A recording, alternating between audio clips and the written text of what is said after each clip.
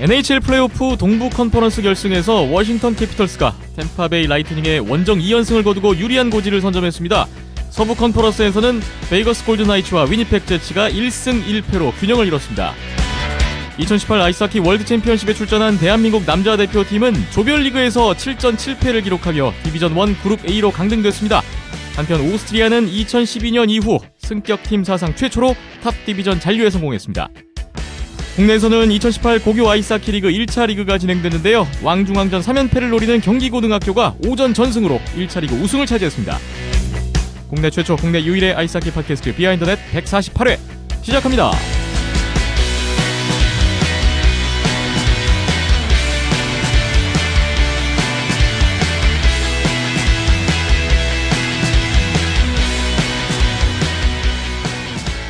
네, 비하인드넷 148회입니다. 오늘 5월 15일 화요일 스승의 날이군요. 오전에 오늘은 녹음을 진행하고 있습니다. 안녕하세요, 김태범이고요. 박김천 PD, 이현숙 기자 함께합니다. 안녕하세요. 네, 안녕하세요. 안녕하세요. 생각나는 스승님 계시나요? 저는 이제 대학교 다닐 때 그 영상 수업 교수님이 계신데 그때 했던 프로젝트가 이제 그 아이스하키 광운대학교 이야기로 다큐멘터리를 만든 적이 있었는데 네. 수업 시간에 그게 지금의 시작점이다 보니까 의미 있는 기억이네요. 네, 태범 아나운서도 마찬가지였잖아요. 네. 같이 했으니까. 그렇고요. 오늘 뭐 스승의 날이기도 한데 뭐 더불어서 저희 비하인드넷이 오늘로 딱 3년이 되는 그거 몰랐는데요? 날입니다. 저도 몰랐습니다. 비하인드넷 시작한 지 3주년입니까? 네. 몰랐습니다. 뭐 이렇게 기념일 네. 뭐 이렇게 기념일이 많아라고 하실 수도 있는데 요새 시간이 많이 남으니까 이런 거 저런 거 찾아보게 되는데 1회 때 거 한번 찾아보다가 의미 있는 날에 날짜가 녹음을 하고 이런 있네요. 날이었군요. 이현숙 기자님은 생각나는 스승님이 있으세요? 저희 부모님이 두 분 다 선생님이셔서. 그래요? 예. 비하인드넷 3년을 같이 했는데 그건 몰랐습니다. 선생님이신지 몰랐네요. 어버이날하고 같이 두 번을 챙겨드려야 되는. 그렇죠. 그렇군요. 새로운 걸 오늘 많이 알게 되면서 출발을 하게 되네요.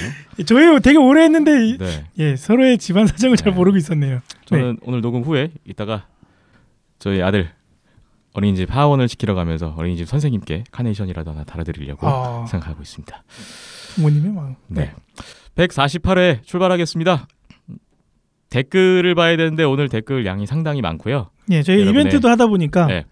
많이 참여를 해주시고 계십니다. 여러분의 정성스러운 댓글 하나하나씩 보면서 시작을 해보겠습니다. 유튜브 댓글인데요. 영호킴님, 팟빵에서 듣다 유튜브도 있네요. 구독하고 추천 누르고 갑니다. 항상 잘 듣고 있습니다 하셨네요. 영호킴님이 아마도 팟빵의 플라이카미님, 네. 김영호님이 아닐까 생각이 드는데 유튜브에서도 또 댓글 주셨네요. 반갑습니다. 팟빵 댓글 봅니다. 크론발드님, 라트비아가 네임밸류가 떨어지는 팀이어도 탑 디비전 팀은 탑 디비전 팀이네요 하셨고요. 스위프트가 보여준 마지막 페널티 콜에서의 아쉬움이 가득한 얼굴 표정, 라트비아전을 대변해 주는 것 같습니다. 라트비아전 소감을 주셨습니다. 하리모토님이 댓글이 있는데요. 팟빵에서는 처음 인사드리네요. 네이버에서 쭉 댓글을 주시다가 팟빵으로 넘어오셨네요. 라트비아 만만치 않더군요. 다시 한번 NHL에서 활약하신 백 감독님, 리차드 바코치님 정말 대단하시고 존경스럽기까지 합니다 하시면서 이 두 분 외에 NHL에서 활약한 한국계 또는 동양계 선수가 있었나요? 라고 궁금해하셨어요. 한국계는 없지만 동양계는 좀 있지 않나요? 한국계 같은 경우 이제 두 분이 이제 저는 다로 알고 있고요. 동양계는 사실 굉장히 많습니다. 이제 뭐 순위별로 뭐 이렇게 할 수도 없는 건데 그냥 생각나는 선수만 몇 명 말씀드리면 매니만 호트라라고 예전에 이제 뭐 밴쿠버 커넥스에서도 수비형 센터로 활약하고 괜찮은 선수, 눈 부상으로 인해 선수 생활을 마감한 그 선수 역시 인도계 선수고요. 그다음에 이제 뭐 또 후쿠지 유타카, 뭐 일본인 선수로 이제 직접 뛰었었죠. 그렇죠. LA 킹스에서 활약을 했었던 선수도 있고 뭐 그다음에 그렇게 막 유명하지 않지만 뭐 존 마츠모토라든지 그다음에 또 굉장히 유명한 선수는 폴 카리아 선수가 있습니다. 이 선수는 또 일본계 선수이기 때문에 카리아라는 일본 쪽 성씨예요. 이제 이런 선수들이 있고 또 얼마 전에 예전에 오지에서 활약했던 레이먼드 사와다 뭐 이런 선수들도 마찬가지로 동양계 선수 이제 뭐 2세, 3세도 있고 또 지금 뭐 베이거스에 소속돼 있는 뭐 유망주 중에서도 일본계 선수들이 저는 있는 걸로 알고 있습니다. 그렇기 때문에 찾아보시면 이제 성씨가 딱 일본인 성씨라든지 이런 게 다 있어요. 그러면 이제 대부분 이제 뭐 2세나 3세 어떻게 보면 뭐 2세, 3세는 포함되지 않아야 되는 거 아니냐라고도 할 수 있지만 동양계를 좀 전체적으로 말씀을 주셨기 때문에 이제 저는 포함하는 게 뭐 맞다라고 생각해서 뭐 여러 명 설명을 드린 거고 예전에 뭐 세너제에서 활약했던 뭐 데이비드 세토구치 뭐 이런 선수들 데빈 세토구치 뭐 이런 선수들도 있기 때문에 찾아보면 아름아름 진짜 많긴 많습니다. 예. NHL 리거들의 기량이 대단하다라는 걸 실감하시면서 또 질문도 주셨던 것 같아요. 저의 세컨드 팀인 베가스가 스탠리컵 우승도 기원하신대요. 그러면서 피츠버그 워싱턴 6차전을 보셨는데 위닝골 넣고 축하 세레머니 보니까 짠했습니다. 물론 베가스 응원하지만 워싱턴이 우승한다 해도 축하해주고 싶습니다 하셨고요. 하리모토님이 147회 5,000 캐시를 후원해 주셨네요. 고맙습니다. 다음 피프트 비틀즈님, 이번 화는 제목이 절 슬프게 하네요. 흐흐 유유. 제목이 지난 147회 신생팀 골든나이츠 NHL 서부 결승 진출이라는 제목이었죠. 상대는 세너제이 샤크스였습니다. 샤크스 팬으로서 또 약간 슬픔에 젖으셨던 것 같아요. 방송에서 언급해 주신 것처럼 제가 봐온 샤크스 중 가장 스피디하고 젊은 샤크스이긴 했는데 그래도 선수들이 라커룸 비우고 떠나며 내년에도 같이 뛸 수 있기를 바란다는 얘기를 할 때 많이 슬프네요 하시면서 감상평을 주셨습니다. 세계선수권 얘기도 주셨는데 핀란드 캐나다전은 못 봤는데 라트비아전은 졸린 눈 비비며 보셨대요. 역시 탑 디비전 팀은 다르더군요. 같은 내용 주셨고요. 예전에 올림픽 때 시즌 중단하고 준비했던 거에 대해서 방송에서도 언급이 있었는데 IIHF에 올라온 스위프트의 인터뷰에서도 다른 국가 선수들과 달리 한동안 경기가 없었음에 대한 아쉬움을 얘기하는 부분이 있었는데 실력차도 실력차지만 경기 감각이란 부분도 생각하게 만들더군요 하셨습니다. 또 라트비아전 약올림 당하면서 본 느낌이라고 하시면서 그 글을 보셨나 봐요. IIHF의 파워 랭킹? 예, 여기에서 뭐 경기 끝나면 이제 짤막하게 좀 익살스럽게 쓰는 건데 어떻게 보면 좀 야구를 수가 있는 부분이 있죠. 예. 사실 이것도 성적이 좋으면 다 좋게 쓰는데 경기 내용이 우리로서는 좀 답답하기도 했고 제3자 입장에서 보면 이제 뭐 정말 뭐 사실 아주 제가 디스를 하는 건 아닙니다만 뭐 경기 중 채팅이나 이런 걸 보면은 한국의 경기력에 실망하는 해외 팬들이 너무 많았습니다. 네. 예, 그런 게 사실 이번 파워 랭킹에서 그냥 뭐 드러났다고 생각하시면 될 것 같아요. 마지막으로 NHL 얘기인데요. 베가스랑 워싱턴이 스탠리컵 결승에 올라오고 원래는 오비가 우승해서 소원 푸는 걸로 하고 싶었지만 베가스 우승에 걸어보신대요. 나름 판단 근거가 있으시군요. 2010 플레이오프부터 짝수해 우승팀을 보니까 2010년에 시카고, 2012, 2014년에 LA, 2016 피츠버그인데 이 중에 2012 LA를 제외하곤 다 샤크스에게 플레이오프에서 이기고 올라간 팀들이거든요. 샤크스를 이기면 우승한다. 이 나름의 판단 근거로 굉장히 설득력 있는 내용이었습니다. 네. 네, 그러면서 떨어져도 우승팀한테 떨어졌다라고 얘기하고 싶은 마음이 찾아보니 크크크 하셨네요. 작년 저랑 굉장히 유사한 이제 심리 상태인 것 같은데 네. 이제 뭐 오타와가 피츠버그한테 7차전에서 연장 포를 맞고 이제 떨어지지 않았습니까? 예, 그 생각이 나네요. 이번에도 정신 승리하려고 베가스 우승을 기원해 봅니다 하시면서 늘 방송 감사드리며 다음 방송 기대하겠습니다. 마무리해 주셨습니다. 결과를 주목해 보겠습니다. 댓글 감사하고요. SY더맨님 댓글 보겠습니다. 개인적으로 올림픽 통해서 하키에 대한 인지도가 높아졌음을 실감하고 있습니다. 불과 2년 전만 해도 하키 본다고 하면 이상한 놈 취급당하기 일쑤셨대요. 근데 지금은 같이 뭐 하키장 데려가달라고 그런 사람도 생기고 그렇다고. 인터넷 뉴스 댓글에서도 비평적인 시각 글 올리시는 분도 제법 보이고 이게 쭉 이어지길 바랍니다 하셨습니다. 다음 댓글 이어지는데요. 독일과의 경기 이총현 선수 활약이 참 좋았습니다. 왜 이제야 이 선수를 쓰는가 싶을 정도였지요. 대회 개막 몇 주 전에 이현수 기자님께서 젊은 선수들을 로스터에 많이 포함시키지 않은 게 아쉽다고 하셨는데 이총현 선수 보면서 그 생각이 나더군요. 그러면서 앞으로 세대교체 준비해야 할 시점 감안하면 조금 아쉽기도 합니다 라고 하셨어요.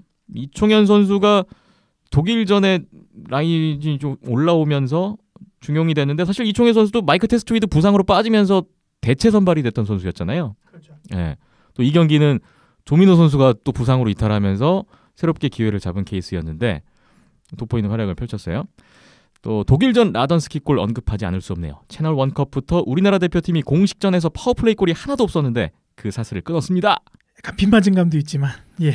그러니까 뭐 타이밍이 늦어서 네. 골리가 이미 패드를 뻗었다가 접을 즈음에 이게 타이밍이 네. 늦다 보니까 들어간 격이 돼버렸는데 그렇지만 저도 드디어 파워플레이 골이 그러니까요. 나왔구나라는 생각을 일단 딱 했어요. 넣었으면 장땡. 네. 저도 그렇게 생각을 했습니다.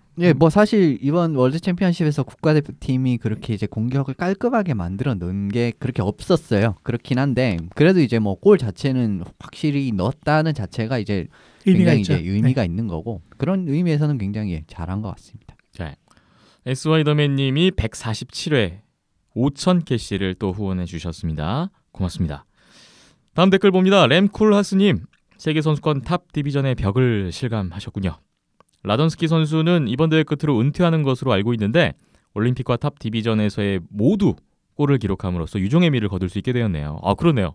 라던스키 선수의 선수 생활 마무리가 참 여러 가지를 남기고 은퇴를 하는 것 같아서 본인 스스로도 좀 많이 그런 부분에서 뭐 뭔가 동기부여가 더 되지 않았을까라는 생각이 들었네요. 뭐 마지막 대회라서 좀 많이 준비한 것 같다라는 좀 느낌을 많이 받긴 받았습니다. 라전스키 선수 뛰는 거 보고 좀 그런 느낌 많이 받았고 결과적으로 뭐 어떻게 보면은 득점 부분에서는 제일 좋았다라고 할 수 있는 선수이기 때문에 뭐 이번 대회에서 뭐 할 일을 다 했다라고 저는 생각을 해요. 뭐 페널티 부분에서 뭐 아쉬운 부분도 뭐 분명 있는 경기가 있었습니다만은 결과적으로는 괜찮았고요. 현지 중계진 자체도 이제 뭐 다 알고 있더라고요. 라전스키 국가대표 은퇴하는 거.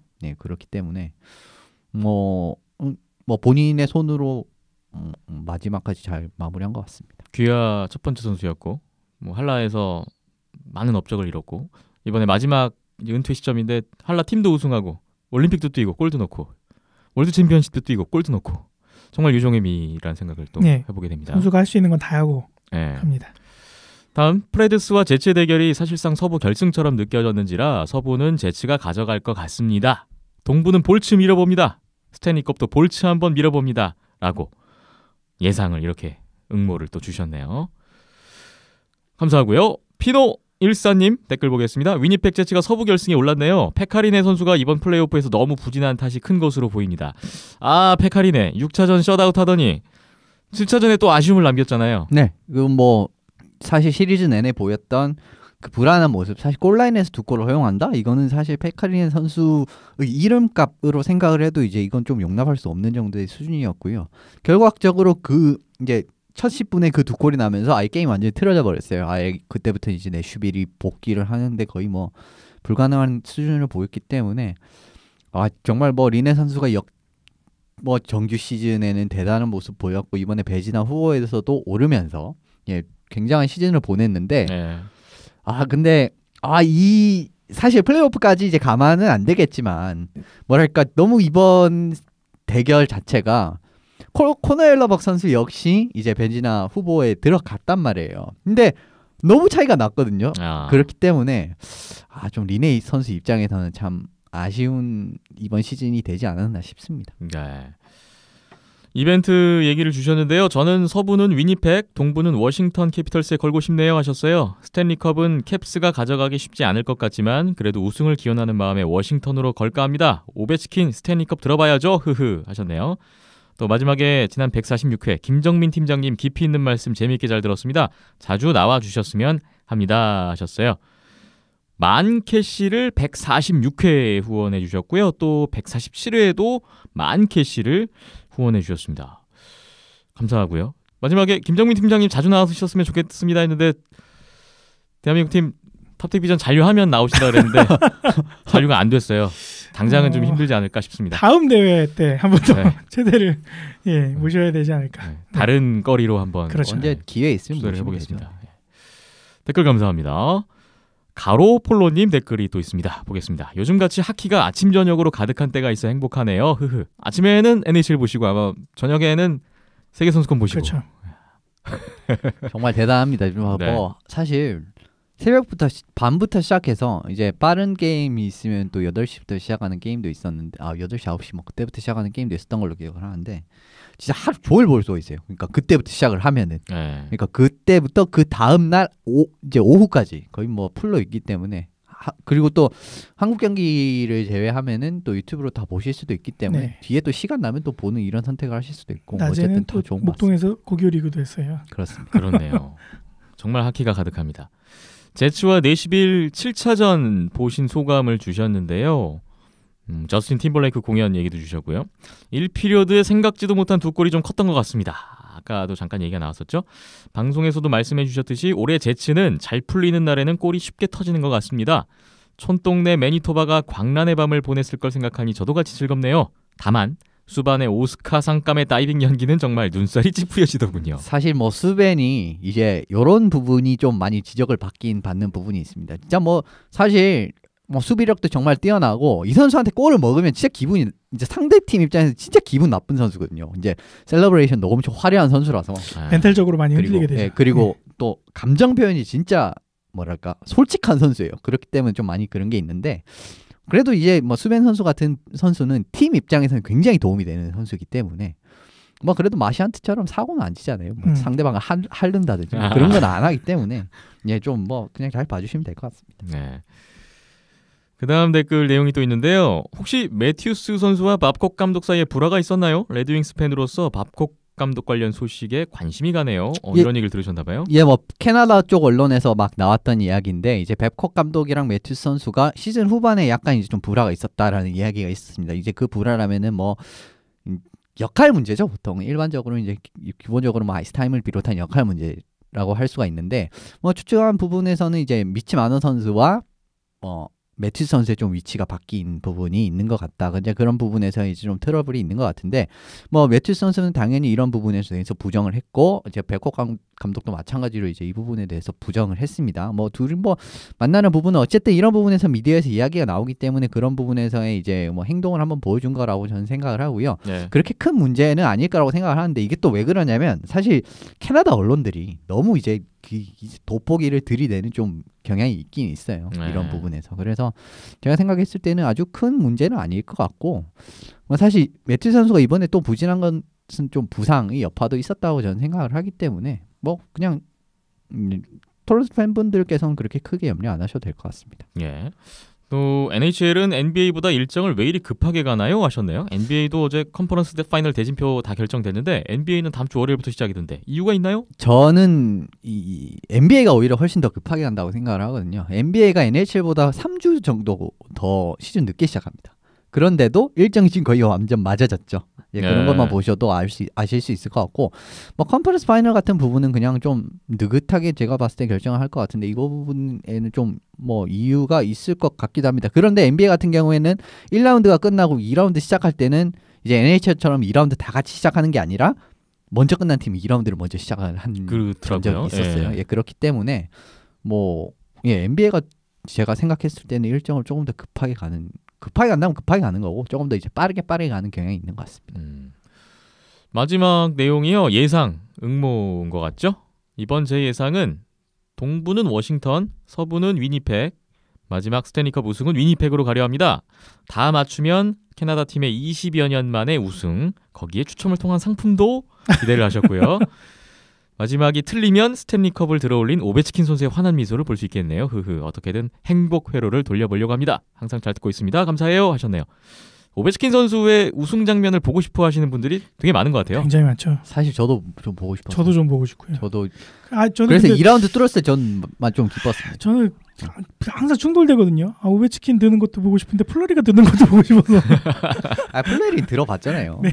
오베치킨이 워싱턴에 들어온 이후에 처음으로 컨퍼런스 결승에 올라갔다 그러던데요. 예, 워싱턴 스포츠 자체가 사실 이제 뭐 레드스킨스 NFL에 있고 그다음에 내셔널스가 MLB에 있고 그다음에 위저즈가 NBA에 있잖아요. 그런데 거의 이렇게 컨퍼런스 파이널까지 진출한 적이 없었어요. 다 그냥 막 이제 4대 스포츠 다 탈락하고 이랬는데 이번엔 또 워싱턴이 그 DC의 저주라고도 이제 뭐 언론에서는 그렇게 언급을 했는데 드디어 캐피털스가 DC의 저주를 깼다 이러는데 이제 진짜 완벽하게 이제 이 깬 거를 이것도 스탠리컵을 진짜 들어야 이제 완벽하게 깨는 거거든요. 그렇기 때문에 그게 될런지는 좀 지켜봐야 될 것 같은데 근데 뭐 미리 말씀드리면 템파와 1, 2차전 봤을 때는 올해 가능할 것 같습니다. 네, 기대감을 충분히 갖게 하고 있습니다. 문어사냥꾼님 댓글이 있습니다. 스위스전에는 고전을 하던 체코가 보스턴 팀 선수 파스트라나 크레이치 깜짝 합류로 인해 러시아를 잡아냈네요. 하셨고요. 아무튼 두 선수로 인해 전력이 향상된 체코팀이 어떤 팀을 또 잡아낼지 궁금합니다. 하셨고요. 가로폴로님이 파스트라냐 선수 합류했군요. 어쩐지 결과만 보고 신기했었네요. 흐흐 라고 반응해 주셨어요. NHL 플레이오프 진행이 되면서 떨어진 팀들 소속 선수들이 국가대표에 합류를 하고 있어요. 그러면서 지금 세계선수권 월드챔피언십에도 적잖은 변화를 일으키고 있는 것 같습니다. 예, 뭐 짐 싸서 사실 진짜 웬만한 선수들이 이렇게 다 많이 참가하는 건 좀 그렇게 흔한 일이 아니었는데 이번에는 뭐 덴마크에서 하다 보니까 좀 그런 결정을 하는 것 같습니다. 특히 유럽 쪽 선수들에서 좀 그런 경향이 나타나는 게 많은데 예. 체코 같은 경우 조금 이제 뭐 간략하게 이번에 추가 선수들을 언급을 해드리고 가도 괜찮을 것 같아요. 네. 체코 같은 경우에 말씀드린 대로 파스트나크랑 크레이치 선수가 합류를 했는데 이 선수들이 그냥 바로 이제 합류하자마자 1라인에서 이제 야시킨 선수와 호흡을 맞추는데 너무 좋아요. 이 라인을 아무도 막을 수가 없고 제 기억에는 이 라인에서 이제 뭐 거의 4골 그러니까 러시아전 4골이 거의 다 이 라인에서 나왔다고 이제 들었는데 들어오자마자 맹활약했어요. 예, 체코가 사실 경기를 보시면은 뭔가 계속 몰아치긴 하는데 골이 안 나요. 그런데 그 문제를 딱 해결해주는 선수로 딱 부상을 하면서 정말 대단한 모습을 보여주고 있고 뭐 베르제노 선수와 대단한 활약을 했었던 파스트라크 선수지만 크레이치 선수도 이제 보스턴 같은 팀 소속이지 않습니까? 예. 뭐 정말 찰떡 같은 호흡을 보여주면서 예, 1라인에서 이제 공격이 터지기 시작하니까 이제 덩달아서 이제 팀까지 같이 올라가는 그런 모습이 나오고 있고요. 러시아 같은 경우에는 이제 원래 이제 이게 2라운드에 이제 러시아가 정말 걸린 게 많았어요. 워싱턴이 떨어지면은 쿠즈네초프, 오르로프, 그다음에 오베치킨 요게 있었기 때문에 세 자리를 그냥 남겨놓고 있었고 행여 이제 피츠버그가 떨어지게 된다고 하더라도 예브게니 말킨 선수가 있잖아요. 그렇기 때문에 막 남겨놨었는데 말킨 선수가 이제 무릎 부상이 결국은 이제 1라운드에서 필라델피아전에서 있었다. 그 결과가 나왔기 때문에 참가를 고사하는 바람에 3명을 등록을 했는데 예. 니키타 구세프, 니키타 소시니코프, 그다음에 일리아 소로킨 선수를 등록을 했습니다. 뭐 2명 구세프 선수와 소로킨 선수 같은 경우에는 OAR 대표팀에서 굉장히 많이 이름 들었던 선수들이라고 생각을 했고요. 그다음 소시니코프 선수는 굉장히 일찍부터 이제 팀에 합류는 했었는데 예비 명단에 들어가 있는 상황이었어요. 그래도 지금 이제 3명을 더 등록을 한 상황에서 선택이 돼서 이제 등록이 됐고 구세프 선수는 합류하자마자 이제 다츠크 카플주프 선수와 1라인을 구성을 하면서 예, 뭐 이 라인도 굉장히 좋은 활약을 보여주고 있더라고요. 그래서 팀에 많이 도움이 될 것 같습니다. 워싱턴 세 선수가 들어왔다면 또 다른 그림이 나왔겠지만 이러면 진짜 러시아 우승이 가능한 그림도 나올 수가 있었죠. 물론 뭐 수비가 거기까지는 현실적으로 되지 않았고요. 예. 추가 선수들 지금 각 팀별로 보고 있는데 계속 이어가 볼까요? 예, 스위스 같은 경우는 이제 세너제에서 티모 마이어 선수가 합류를 했고요. 그 다음에 내슈빌에서 로만 요시 선수와 케빈 피알라 선수가 그대로 짐을 싸서 들어왔습니다. 네. 마이어 선수 같은 경우에는 역시 뭐 올해 제가 알기로는 20골 이상을 기록을 한 걸로 기억을 하는데 그 뭐 이제 명성 그대로의 활약을 보여주면서 팀에서도 제가 알기로는 이제 첫 경기 오자마자 바로 골을 넣었던 걸로 기억을 해요. 그리고 이제 공격에서 돌아가는 부분에서 아무리 NHL 20골 이상 넣었던 스나이퍼가 딱 들어오면은 결정력에서 많은 차이가 납니다. 그런 부분에서 차이가 나고 피알라 선수도 굉장히 스피드가 있고 활약이 좋은 선수이기 때문에 이제 마이어 선수와 같이 깊이를 불어 넣어주는데 굉장히 좋은 선수라고 할 수 있고 예. 요시 선수는 뭐 NHL 뭐 제일 가는 디펜스라고 해도 사실 손색이 없을 정도의 선수이기 때문에 스위스라의 전력에 굉장히 많이 도움을 줄 것 같아요. 그런데 이제 좀 뒤에 말씀드리겠지만 스위스가 오늘 굉장히 중요한 경기를 앞두고 있습니다. 그래서 뭐 결과적으로 많이 도움이 될 것이다 라는 거고요. 스웨덴 뭐 사실 지금 또 순항을 거듭하고 있는 스웨덴도 있는데 피츠버그에서 파트리크 헤른크비스트 선수가 합류를 했고 내슈빌의 핵심 선수인 3명이 다 합류를 했습니다. 마티아스 에콜름, 빅토르 알비손, 필리프 포스베리 선수가 다 합류를 하는 이제 상황이 났어요. 뭐 사실 이 선수들은 뭐 설명이 필요 없을 정도로 지금 NHL에서도 상당히 좋은 선수들이라고 할 수가 있는데 저는 헤른크비스트 선수랑 에콜름 선수의 합류가 굉장히 눈에 이제 띄는 이유가 뭐냐면 헤른크비스트 선수의 합류가 좋은 점은 지금 이제 스웨덴 로스터를 보시면 포인트 슛이라고 불리는 이제 먼 거리에서 치는 이제 슬랩샷이라든지 이제 그 먼 거리에서 치는 슛 이 부분에서 좋은 선수 정말 많습니다. 에크만 라르손 뭐 지금 선발된 에코올름도 마찬가지고요. 그 다음에 라르손 선수도 마찬가지고 지금 그 부분을 잘 친 선수가 너무 많아요. 그런데 헤른크비스트 선수의 장점은 네트 앞에서의 존재감입니다. 그래서 이 그 포인트 슛의 화력을 배가시켜줄 수 있는 선수라고 저는 생각을 하고요. 에콜럼 선수 같은 경우에는 뭐 이 선수도 마찬가지 요시 선수와 마찬가지로 지금 뭐 NHL에서 뭐 굉장히 잘하고 있는 수비수이기 때문에 그리고 지금 스웨덴의 약점이라고 하면 좀 수비형 수비수가 조금 부족하다라는 부분을 꼽을 수가 있는데 그 부분의 약점을 또 확실하게 해결할 수 있는 뭐 보강인 것 같습니다. 아르비르손 폴스베리 선수 역시 마찬가지로 공격이면 공격, 수비면 수비 굉장히 또 뛰어난 선수들이기 때문에 스웨덴이 지금 뭐 합류 전력도 그렇고 지금까지 나가는 것도 그렇고 역시나 올해 같은 경우에 좀 2연패의 가능성을 많이 높이고 있는 것 같네요. 스웨덴이 A조 1, 2위를 다투고 있는 상황인데 이렇게까지 또 보강을 하면서 8강 토너먼트 이후까지 또 데뷔를 합니다. A조 팀들 추가 선수들을 받고 B조 팀들 한번 보겠습니다. 예, 핀란드부터 말씀드리면 엘리 톨바넨 선수 내슈빌에서 이제 합류를 하게 됐습니다. 이 선수가 사실 내슈빌에서 3경기밖에 뛰지 못하면서 플레이오프도 다 경기를 뛰지 못했는데 그래도 뭐 정말 뭐 공격 하나만은 정말 이 선수는 지금 NHL에서 통할 선수라고 저는 생각을 해요. 그런데 지금 뭐 핀란드 합류하자마자 또 골에 기여를 하면서 지금 핀란드 1, 2라인을 또 좀 잘 지탱할 만한 서포터를 한 명을 추가를 했다라고 생각을 하고 예, 뭐 톨바넨 선수까지 잘해준다면 핀란드도 사실 오늘 굉장히 중요한 경기가 있기 때문에 네. 예, 뭐 잘 치러낼 수 있을 거라고 생각을 하고요. 덴마크 이번에 뭐 최강 전력이라고 이전까지만 해도 사실 뭐 이때까지 덴마크 중에서 제일 좋은 팀 아니냐라고 했는데 세너제이에서 덴마크 합류한 선수 이제 미켈 베드케르 선수와 야닉 한센 선수가 합류를 했습니다. 예. 베드케르 선수도 상당히 이제 이 선수가 최근에 좀 많이 부진한 감이 있기는 있는데 그래도 이 선수의 공격 능력이나 이런 부분만큼은 정말 뛰어난 선수예요. 그리고 이제 지금 또 세너제이 1, 2라인에서 또 올해 같은 경우에 좀 합류를 하면서 좋은 모습 보여줬기 때문에 덴마크 합류하자마자 이 선수 또 바로 1라인 파워플레이 이런 부분에서도 공격적인 부분에서 많이 활용이 되더라고요.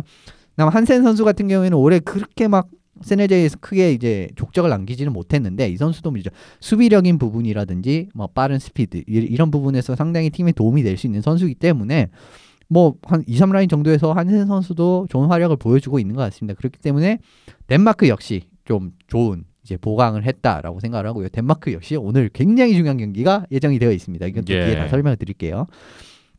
미국은 내슈빌에서 닉 보니노 선수가 합류를 했습니다. 보니노 선수는 뭐 지금 NHL에서 사실 굉장히 이상적인 3라인 센터라고 할 수 있는 선수고 페널티 킬링 그리고 뭐 괜찮은 득점력 생각보다 이 선수가 또 득점을 괜찮게 하는 편이고요. 뭐 최근에는 그렇게 득점이 많지는 않았지만 뭐 득점이 없는 선수는 아니에요. 네. 뭐 그렇기 때문에 투웨이 센터로 상당히 이상적인 재원이 이제 미국에 들어왔다. 미국의 약점은 올해 같은 경우에 좀 센터라고 할 수가 있는데 그래도 조금 보강이 됐다라고 할 수 있습니다. 그래도 보니노 선수의 보강이 뭐 다른 팀과 비교해서 센터진이 그렇게 많이 보강이 된 부분이 아니지만 그래도 조금은 이제 보강이 됐다라고 할 수가 있어요. 그런데 이제 이 보니노 선수가 합류하자마자 미국의 1라인 센터를 뛰는 거 보면은 사실 이제 좀 미국이 이번에 좀 센터가 약하다라는 부분 결론 내릴 수가 있을 것 같습니다. 네. 캐나다 같은 경우 이제 마지막으로 살펴볼 텐데 마크 에두아르드 블라식 세너제이 선수고 그다음 카일 터리스 선수 내슈빌의 선수가 합류를 했어요. 예. 이제 에두아르드 블라식 선수 같은 경우에는 NHL 최고의 수비형 수비수라고 이제 평가할 수 있는 선수고 그때도 말씀드렸던 셧다운 페어의 약점을 완벽하게 보완을 해줄 수 있는 선수라고 할 수 있습니다. 뭐 결과적으로는 근데 첫 핀란드전에서 굉장히 큰 실수를 하면서 이제 뭐 팀의 승리에 크게 공헌을 하진 못했는데 그래도 장기적으로는 팀에 굉장히 도움이 될 선수고 터리스 선수 같은 경우에는 2라인 센터로 사실 이 선수만큼 또 이상적인 선수가 없죠. NHL에. 그렇기 때문에 뭐 그렇다고 이 선수가 최고 2라인 센터라는 이야기는 아닙니다. 그래서 뭐 지금 사실 캐나다 같은 경우는 공격 부분에서 그렇게 막 문제가 될 부분은 없을 것 같아요. 이제 조합만 조금 더 확실하게 찾아내는 이 부분이 중요할 거라고 생각을 하는데 글쎄요, 뭐 지금 보강 자체는 뭐 워낙 캐나다가 좋기 때문에 그런데 문제는 골리예요. 캐나다의 문제는 지금 계속 골리가 터지는데 골리에서 보강이 없었다라는 부분은 뭐 장기적으로 이 부분이 어떤 문제로 또 나와갈지는 또 알 수가 없을 것 같습니다. 캐나다가 최근 2경기 결과가 신통치 않아요. 핀란드에게 1대5로 졌고 바로 어제였죠. 라트비아와도 연장승부로 이겼는데 자 추가 선수 합류 이후에 캐나다가 어떻게 변모해 갈지 지켜보겠습니다. 댓글 계속해서 보겠습니다. 플라이 카미님 댓글인데요. 이번 탑 디비전 경기들 보신 소감이군요. 확실히 NHL 선수들 들어오고 하니 스피드에서 못 쫓아가는 게 느껴집니다. 스케이팅부터 퍽 드리블, 패스, 기본기도 많이 부족한 게 느껴집니다. 이번 기회로 한국 아이스하키 선수들, 협회 관계자, 팀을 운영하는 주체, 그리고 아이스하키 팬들 모두 이번 평창 동계올림픽과 탑 디비전을 경험하고 앞으로 어떻게 하면 좀 더 나은 하키를 보여줄 수 있는지에 대해 깊게 생각해 봐야 할 때가 아닌가 싶습니다. 당장 세대 교체도 점차 해야겠네요 하셨어요. 또 마지막에 대표팀 4년 동안 쉼없이 달려왔으니까 잠시나마 편하게 쉬시길 바랍니다 라면서 또 좋은 의견 주셨습니다. 뭐 많이 부족하다라는 거를 계속 매 경기 하면서 느끼는 것 같습니다.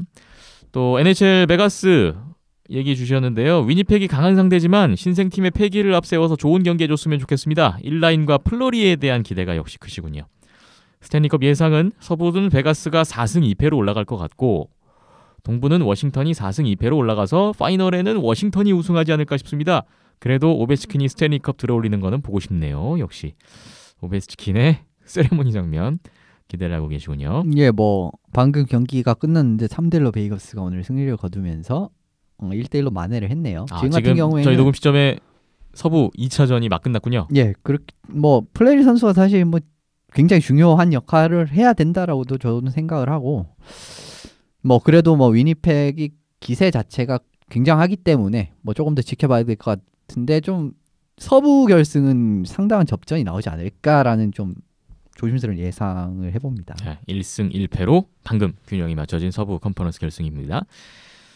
댓글 감사하고요. 또 폴 피핀과 실버버그님 댓글 보겠습니다. 이번 주도 변함없이 잘 들었습니다. 요새 회사 일이 바쁘시대요.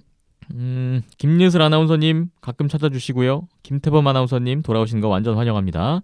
인사 주셨네요. 육아는 몸은 힘들지만 마음은 조금씩 행복해질 겁니다. 처음 하는 것이 낯설지만은 아니신 상황이니 슬기롭게 잘 하시리라 믿습니다. 저는 딸 3명이어서 그 마음 너무 잘 공감합니다 하셨습니다. 인생 선배로서 또 좋은 말씀 주셨습니다. 감사합니다. 새기겠습니다. 지난번에 김정민 팀장님 이야기 너무 재밌게 잘 들었습니다 하셨고요. 이현숙 기자님 예비군 훈련 잘 갔다 오셔서 다행입니다. 박김찬 PD님 유니콘스 경기 기록지 잘 봤습니다. 정말 맷 달튼 선수와 동병상련입니다 하시면서 저희 근황을 다 챙겨주시네요. 네, 한 명 한 명 감사하게도 기억해 주시고 또 챙겨주셨네요. 고맙습니다. 다음 내용이 또 이어지는데 동부는 템파, 서부는 위니펙 올라와서 템파가 우승할 것으로 예상합니다 하셨어요. 윈터 클래식 저지 완전 받고 싶어요 하셨는데 템파가 조금 초반에 힘드네요. 토론토 도시는 슬픔이 가득한 것 같아요 하셨네요. 안타까운 폭탄 사고에다 하키도 아깝게 지고 NBA 랩터스는 클리블랜드에게 4대0으로 떡질신하고 MLB에서 선전해야 할 것 같습니다. MLB 토론토에 오승환 선수 있는데 요즘 잘하고 있더라고요. 기대를 해볼게요. 지구 결승 리뷰, 프리뷰 이현숙 기자님 잘 풀어서 이야기 부탁드립니다. 마무리해 주셨습니다. 예상을 역시 또 주셨는데 결과를 지켜보겠습니다. 가로폴로님 댓글이 또 있네요. 이번에 토론토의 새로운 GM이 된 카일 두바스라는 사람은 어떤 사람인가요? 하셨어요. 엄청 젊어서 화제가 되던데 하키 선수로서 경력도 없고 시카고 컵스의 테오 앱스타인이랑 휴스턴 로켓츠의 데릴 모레이와도 비교되던데요. 그 정도 성과를 낸 적이 있나요? 질문이시군요. 카일 두바스 이분에 대한 정보가 좀 있으세요? 네, 예전 이 사람이 정말 머리가 좋은 사람입니다. 그렇기 때문에 이제 세이버 매트릭스 이제 하키 쪽에서도 이제 2차 스탯 이런 부분이 있기 때문에 이런 부분을 적절하게 활용을 하는 이제 이런 GM으로 정말 유명한 사람이고요. 그렇기 때문에 뭐 앱스타인 씨라든지 아니면 뭐 데일모리 씨와 많이 비교가 되는 부분인 것 같습니다. 예. 25살의 OHL 세인트 메리 그레이하운즈의 이제 GM으로 정말 근무를 하면서 뭐 굉장히 잘 했었어요. 그런데 이후에 이제 토론토가 굉장히 이제 또 암흑기 이후에 2014년부터 뭐 브랜든 셰나인 선수를 이제 대표로 앉히면서 개혁을 이제 시작하는 이 과정에서 두바스 씨를 부 GM 이제 어시스턴트 제너럴 매니저로 이제 임명을 하기 시작을 하면서 이제 토론토에서 커리어가 시작이 됐습니다. 예. 이때가 이제 28살 때 일이었어요. 이제 뭐 만으로 28살 때 일이고 뭐 마찬가지로 앞서 말씀드렸듯 2차 스텝 이런 부분에서 이제 팀을 발전을 시키는 이런 부분에서의 좀 중책을 맡았었습니다.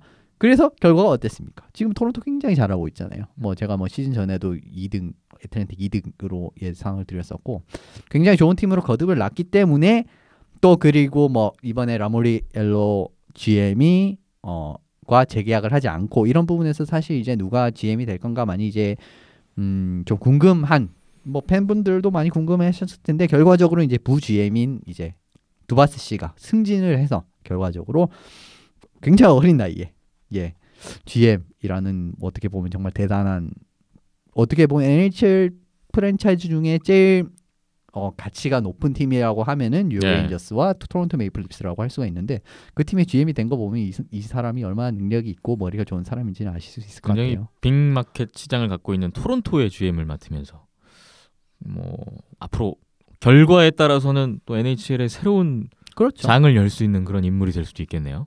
지켜보겠습니다. 다음 댓글 또 이어지는데 가로폴로님 댓글이에요. 예상보다 훨씬 더 워싱턴이 템파베이를 압도하네요. 정말 예상 못했던 시리즈로 가고 있다는 말씀이세요.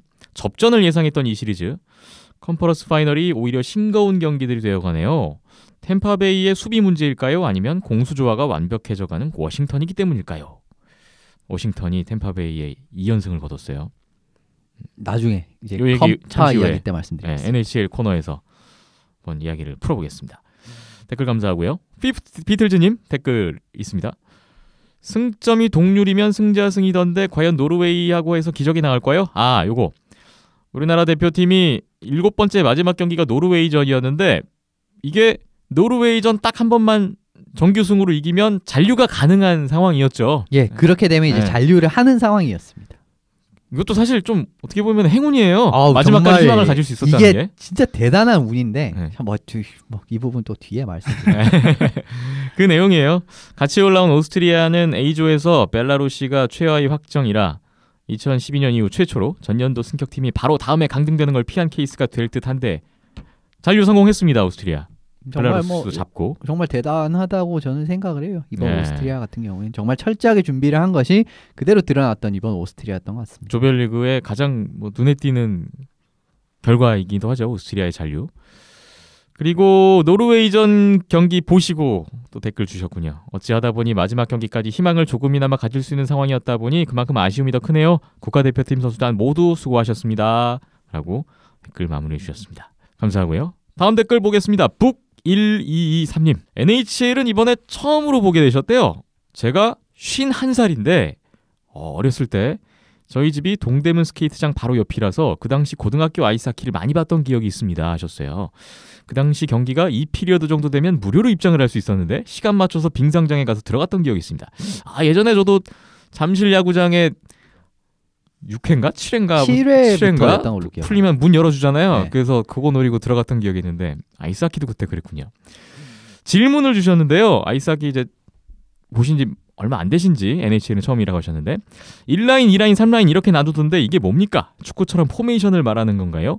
아님 선수 교체 시 들어가고 나가고 하는 이런 것을 말하는 건가요? 라는 첫 번째 질문이 있습니다. 예, 뭐 포메이션은 좀 다른 개념이고요. 이제 1라인, 2라인, 3라인 같은 경우에는 아이스하키 같은 경우 NHL을 기준으로 설명을 드리면 포워드조가 이제 3인 4개조 그리고 수비조가 2인 3개조로 이렇게 구성이 되면서 계속 선수 교체가 이제 이루어져요. 그래서 이 한 개 조를 1라인, 이제 라인이라고 이제 뭐 그렇게 이제 많이 부르는 경우가 있고 1라인, 2라인, 3라인 같은 경우에는 이제 보통은 이제 잘하는 선수 순서대로 이런 식으로라고 그냥 아주 가볍게 이해를 하시면 될 것 같습니다. 예. 두 번째 질문 있는데 NHL 홈페이지에 가보니 골텐더, 센터맨 이런 용어가 나오던데 이게 뭡니까? 골대에서 골리와 같이 있는 선수가 골텐더인가요? 골리가 골텐더고요. 같은 골리, 의미죠. 골텐더 같은 예, 같은 용어고요. 골리, 골텐더, 골키퍼 다 똑같은 네. 용어예요. 그리고 이제 뭐 센터맨, 뭐 윙, 예, 디펜스맨 뭐 이런 포지션 용어들이 있는데 근데 좀 디테일하게 가면은 그렇게 세부적으로 나뉘는데 처음 접하실 때에는 그냥 단순히 앞에 나와 있는 3명 공격수, 네. 뒤에 있는 2명 수비수 이렇게 생각하시고 보시는 게 더 편하실 것 같고요. 예, 그리고 좀 더 익숙해지시면은 센터는 이제 페이스오프를 페이스오프 할 담당을 때 한다. 이제 센터 있고 뭐 양쪽에서 뛰고 있는 선수들이 예, 윙 레프트 뭐 윙, 이렇게 라이트 윙 이런 식으로 나뉘어지고 점점점 이제 그 역할에 맞게 좀 더 세부적으로 파고 들어가시면 좋을 것 같습니다. 네. 마지막 질문이 있는데 NHL TV 통해서 크롬캐스터로 경기를 보고 있는데요. 이거 MLB나 NBA보다 비싸더군요. 원래 아이스하키가 이렇게 비싼가요? NHL TV 그렇게 비싼 편 아니고요. 이제 그거 뭐 실례로 말씀드리면 NFL 같은 경우에는 게임 패스 사시면 30만 원이고요. 한 시즌에. 근데 NBA 같은 경우는 24만 원 정도로 알고 있습니다. 24만 원 정도로 하는 거 알고 있습니다. 그런데 MLB랑 NHL은 지금 이제 그 서비스를 배급하는 주체가 같아요. 그 MLB AM, Advanced Media 쪽에서 이제 두 두 개를 다 이제 배급을 하고 있는데 제일 싼 편이에요. 한 시즌에 12만 원 그 정도이기 때문에 예. 그리고 MLB 에임이 프로모션을 진짜 많이 합니다. 시즌 도중에 막 뭐 반값도 하고 네. 뭐 5만 $50로 낮추기도 하고 지금 같은 경우는 플레이오프는 뭐 $20 그리고 뭐 그 다음에 플레이오프 직전 같은 경우 막 $10 이런 적도 있었고요. 이래서 뭐 그럴 때 맞춰가지고 구매하시는 게 제일 좋을 것 같습니다. 근데 정말 뭐 난 진짜 완전한 팬이야. 처음부터 볼 거야. 하면 사실 13만 원 그렇게 큰 돈은 아니라고 생각을 저는 해요. 예. 예. 한 시즌에 통으로. 12. 네. 예. 이제 다른 리그랑 비교를 해서도 그렇고요. 예. NHL 이제 점점 관심이 더 많아지시는 것 같은데 참고가 됐으면 좋겠습니다. 댓글 감사합니다. 댓글이 많군요. 계속 갑니다. 네이버 댓글로 이제 넘어갑니다. 문백님 덴마크가 핀란드를 잡는 일이 일어났죠. 독일도 핀란드를 예. 연장해서 잡았고 핀란드 좀 이상한데요? 근데 캐나다는 또 완파했어요 핀란드가?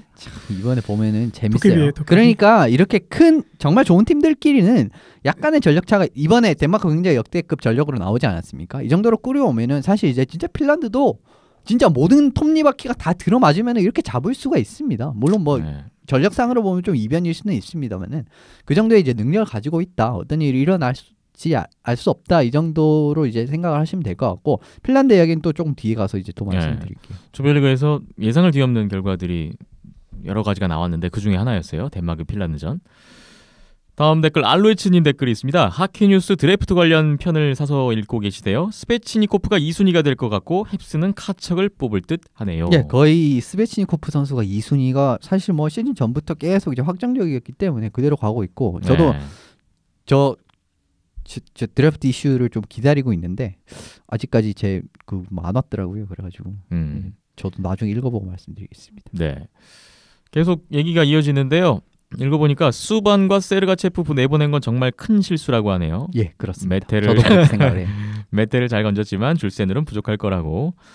또 지금 메테랑 세르가초프가 같이 있었다면 정말 많이 이제 좀 느낌이 완벽하게 달라졌죠. 약간은 네. 뭐 올해 좀 부진하더라도 앞으로가 정말 뭐 밝다라고 이야기를 할 수가 있는데 뭐 세르가초프가 사실 지금 템파베이에서 너무 잘하고 있어가지고 19살짜리가 맞는지조차 정말 의문이 들 정도로 잘하고 있는 것 같습니다. 예. 다음 얘기는 08년, 11년 4번의 드랩에서 25명을 뽑고 그중 레귤러 NHL 리거가 된 건 단 2명 갈라거와 보리우뿐이다. 이런데도 스카우트 담당자와 단장의 자리는 건재하네요. 단장이 12년에 고용됐군요. 뭐 그래도 뽑은 거라곤 매커런, 셰르박, 줄센 이런 놈들 뿐이고 잘한 건 메테, 지명, 바이런 계약, 우동 지명 정도네요 하셨어요. 몬트리올 팬 입장에서 또 화살이 또 이쪽 단장을 비롯한 네, 수뇌부 쪽으로 또 향하고 계시군요. 예, 뭐 몬트리올이 사실 뭐 그런 부분에서 잘하고 있다라는 느낌은 저도 마찬가지로 못 받는 것 같습니다. 사실 물론 뭐 드로잉 선수 저는 세르가초프 드로잉 트레이드도 그렇게 막 이제 들었을 때 그렇게 반갑지 않았던 이유가 뭐냐면은 결과적으로 이제 드로잉 선수는 2라인, 3라인에서 굉장히 좀 두각을 나타낼 수 있는 센터. 저는 드로잉 선수를 1라인 센터의 제목으로는 보고 있지는 않습니다. 물론 뭐 그렇게 생각하시는 분들도 계시겠지만 전반적으로 뭐 사이즈라는 부분에서도 그렇고 이 선수의 수비적인 가담 이런 부분에서 좀 약하기 때문에 좀 그런 부분에서 약하다고 생각을 했는데 예, 지금 같은 경우에는 물론 뭐 팀 잘 나가는 팀에 있는 그런 부분도 어느 정도 이 선수의 이제 퍼포먼스에 감안은 이제 반영은 됐겠지만은 어떻게 뭐 아주 지금 이제 뭐 몬트리올의 이제 이런 그 구단부 순회진의 결정 자체가 약간은 좀 의문스러운 결정을 할 때가 조금은 더 많은 것 같아요. 네. 알로이츠님 댓글이 또 이어지는데 보스턴전 1차전 같이 템파가 많이 쉬고 나서 하는 제1경기에서는 패할 수 있다고 하던 이곳 방송 패널들의 분석이었지만 오늘도 캡스가 훨씬 강하네요. 상남자처럼 생겨서 계집처럼 심판 눈이나 속여가며 페널티였는 헤드만에게 권선징악 시전한 것 같습니다. 중립팬 입장에서 재미있는 경기네요. 제츠랑 파이널 붙는다면 정말 명경기일 듯 합니다 하셨고요. 바이킹님이 또 의견 주셨는데 같이 두 번째 경기는 잡겠지 하고 보다가 2피 중반까지 잘 가네 역시 했는데 수비가 무너졌다고. 스트롤맨 부상, 맥도너 부진으로 어려운 경기를 하네요. 레인저스 트레이드 출신들이 프롭에서 힘을 못 쓰네요. 내시도 그렇지만 맥도너까지 점점 댓글 주셨어요. 스트롤만 맥도너 이 라인이 사실 그렇게 못하고 있지는 않은데 이 선수들이 레인저스에서 예전까지만 보여줬던 생각을 하면은 완전 셧다운 페어에다가 정말 잘하던 선수였거든요. 그런데 이번 사실 캡스 자체가 경기를 더 잘하기도 하긴 하지만 뭐 사실 1라운드에서도 뉴저지를 상대로 약간은 부진했던 모습을 보였던 게 그때도 언급을 드렸지만 이 두 선수가 부진을 했기 때문이에요. 그런데 캡스와의 경기에서도 사실 그런 모습이 나오지 않고 템파가 이게 보스턴을 그렇게 4연승을 잡고 온 그 팀이 맞나 싶을 정도로 지금 흐름이 너무 안 좋긴 하네요. 네. 자, 댓글 알려주신 댓글까지 봤고요. 다음 댓글 보겠습니다. CHLDBWLS님 예전에 예상 틀리셨던데 어떻게 생각하시나요? 그냥 제대로 분석도 안 하시는 것 같은 느낌이 드네요. 골든나이츠 그래도 서부 컨퍼런스 전체 3위인데 무시하셨던 것 같네요. 근데 하시면서 이거 방송 제대로 들으신 거 맞죠? 왜냐하면은 제가 이 방송 분량에서 골든나이츠에 대한 왜 골든나이츠가 잘했냐에 대한 부분도 언급을 했거든요. 네. 그런데 그 부분은 전혀 언급을 안 했기 때문에 그렇고 이번에 NHL.com에서 2라운드 예상 14명의 이제 NHL.com에 고용된 전문가들에게 2라운드 예상을 시켰을 때 무려 8명이 샌호제 샥스가 올라간다 그랬어요. 네. 근데 이 사람들이 베거스를 무시해서 그런 결정을 내렸겠습니까? 아니라고요. 그런 부분에서를 봤을 때는 뭐 저는 분석을 아예 안 했다. 네. 뭐 무시하신 거는 아니고 저도 전혀 베이거스 절대 무시하지 않고요. 제가 뭐 베이거스 무시한다고 남는 게 뭐가 있습니까? 뭐 베이거스 무시하면 뭐 세너제가 저한테 돈을 주는 것도 아니고 이런 부분에서 너무 민감하게 받아들이지 않았으면 좋겠네요. 그 예상을 뭐 저희도 많이 합니다만 전에도 한번 말씀드렸잖아요. 예상은 예상일 뿐. 뭐 맞을 수도 있고 틀릴 수도 있고 실제 뭐 맞추는 것도 있고 저희가 틀리는 것도 많아요. 틀리는 게 더 많고요. 네. 예, 항상 저희의 아이덴티티가 돼버렸죠. 온도스포츠의 저주라고. 비하인드 넷의 저주. 비하인드 넷의 저주. 예, 재미로 받아들이시는 게 더 좋고요. 예, 사람마다 다양한 생각들이 있고 의견들이 있기 때문에 꼭 저희가 하는 게 뭐 이게 정답이니까 다른 거 다 틀립니다. 이것만 들으시면 무조건 옳습니다. 이런 게 아니잖아요. 네. 저희가 뭐 많이 부족하다고 매번 말씀드리는데 그래서 또 틀리는 걸 수도 있어요. 그렇죠. 네. 그게 더 큽니다. 사실. 그래서 뭐 매번 맞추면야 얼마나 좋겠습니까만 그냥 뭐 틀리는 거는 틀리는 대로 맞는 건 맞는 대로 좀 더 넓은 마음으로 재미로 그냥 즐겨주셨으면 좋겠다는 좀 말씀을 드리게 되네요. 그 뒤에 이제 맥님이 또 여기에 같이 의견을 주셨고 맥님이 지난 방송 듣고 좀 실망을 많이 하신 것 같아요. 장문의 댓글을 주셨는데 근데 이 내용인데 그 후에 이제 알로이츠님하고 스피노라마님하고 같이 댓글이 이어지면서 좀 조금 서로에 대한 의견이 좀 다르면서 다툼의 양상으로 좀 가는 것 같아서 좀 안타깝게 댓글을 봤습니다. 네, 일단은 우선적으로는 실망을 하셨다니까. 예, 그 실망의 원인은 저니까요.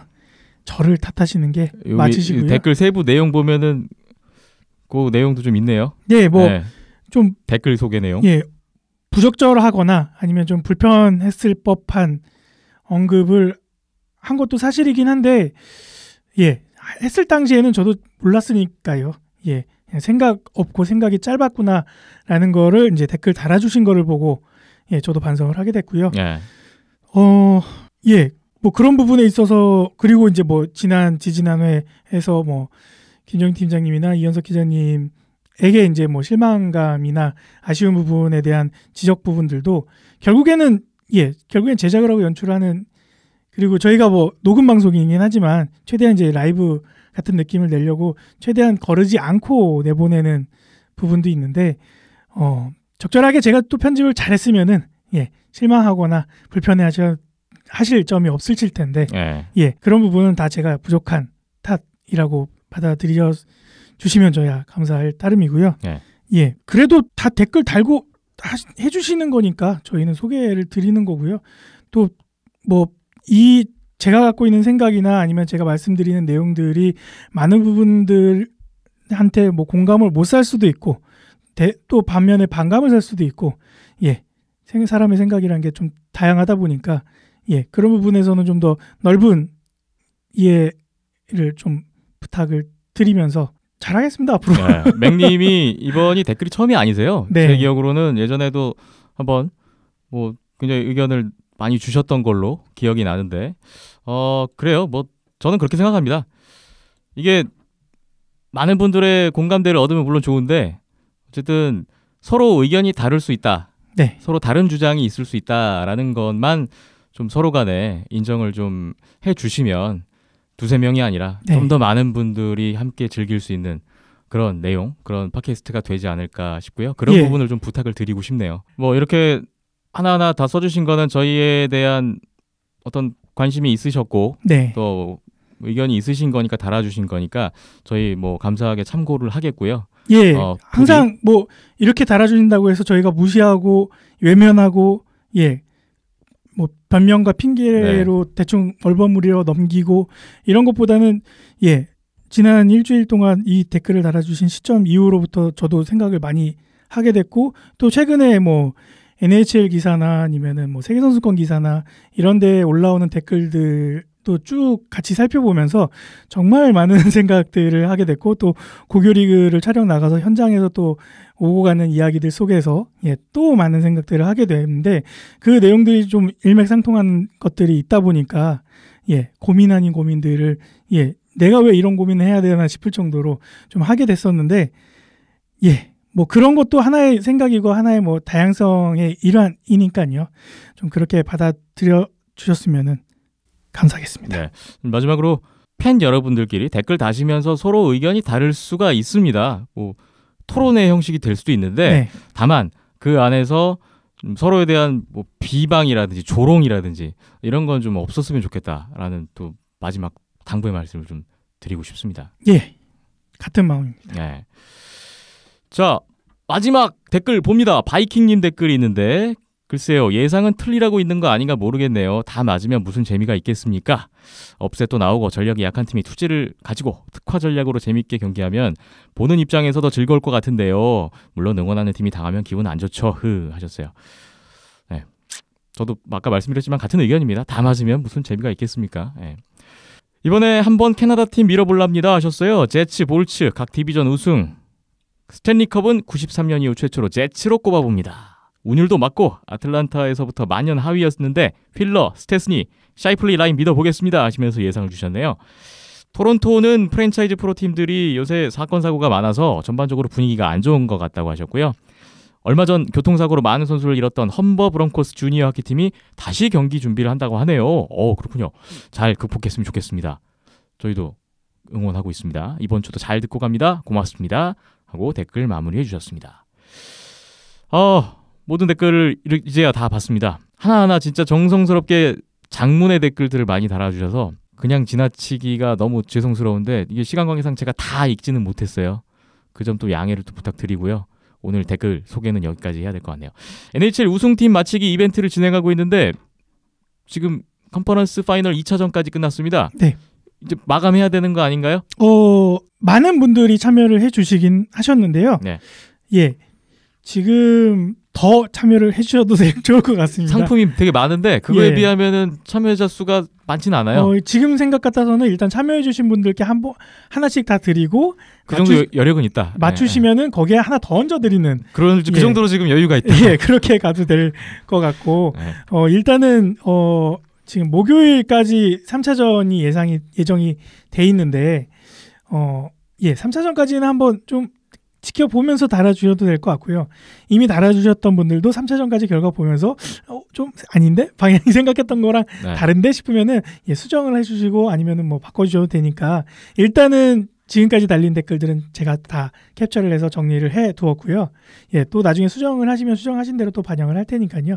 뭐 필요하시면은 그렇게 하셔도 되고 아직 안 다신 분들, 아직 참여를 안 해주신 분들도 일단은 3차전까지 쭉 시간을 두고 지켜보겠습니다. 해서 또 그렇게 다시면은 그거 또 취합해서 정리를 하겠고요. 뭐 여유가 또 되고 뭐 상황이 된다면은 스탠리컵 파이널 때는 또 따로 해서 그때 또 참여해 주시는 분들께 선물을 드리는 방법도 좋지 않을까 생각이 드네요. 템파베이에 거신 분들 아직 시간 남아 있습니다. 바꿀 수 있는 기회 있으니까요. 모르죠. 또 나머지 또 다른 경기에서 템파베이가 반전을 이뤄낼 수 있으니까요. 결과는 뭐 어떻게 될지 모르지만 참고 부탁드릴게요. 많은 참여 기다리고 있겠고요. 항상 이렇게 댓글로 참여해 주신 분들 너무나 감사드리고 한 주 동안 또 기다리고 있겠습니다. 고맙습니다.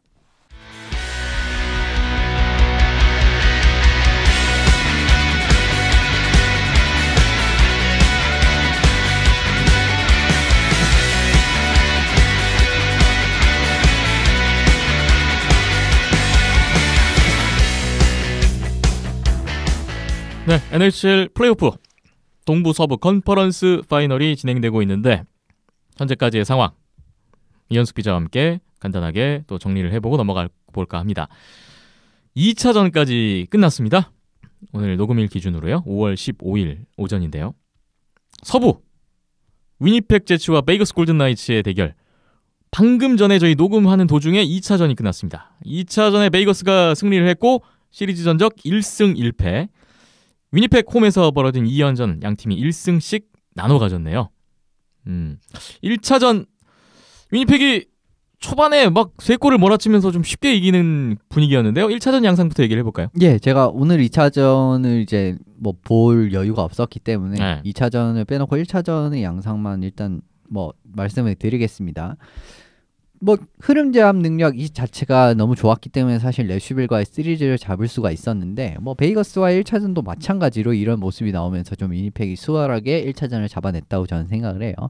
1차전은 뭐 1분 만에 득점을 버플린 선수의 득점을 시작으로 7분 만에 3골을 득점을 하면서 이제 이 흐름 잡는 이거 2라운드에 정말 많이 봤던 이런 그림이었습니다. 이런 부분에서 위니펙이 자신들의 장기인 경기 운영을 잘 가져갔기 때문에 이제 승리를 할 수 있었다고 생각을 하고요. 네. 물론 뭐 베이거스 역시 3골을 먹고 난 다음에 1분 만에 바로 직후에 이제 뭐 한 점을 만회하는 부분은 있었지만은 그래도 이 피리에도 파워플레이 골로 또 한 점 더 여유점을 가져오면서 한 골 더 먹긴 했지만 결과적으로는 4대2 이로 어떻게 보면 그 흐름을 1피어드에 제압한 그 부분이 승부 크게 흔들었던 이런 요인이라고 생각을 해요. 그런데 네. 뭐 2차전 같은 경우는 뭐 베이거스가 오히려 그 여기 반대의 모습을 보여준 부분이 있습니다. 2차전을 자세한 경기 내용을 좀 확인을 못한 점을 좀 참고 부탁드리겠고요. 1차전을 통해서 보신 위니펙 제츠의 강점이라고 할까요? 어떤 것들이 있었나요? 위니펙 제츠가 이번 플레이오프에서 제일 눈에 띄는 능력은 뭐냐면은 위험 지역이 아닌 부분에서의 골이 정말 많다는 겁니다. 예를 들면 뭐 포인트샷이라든지 아니면은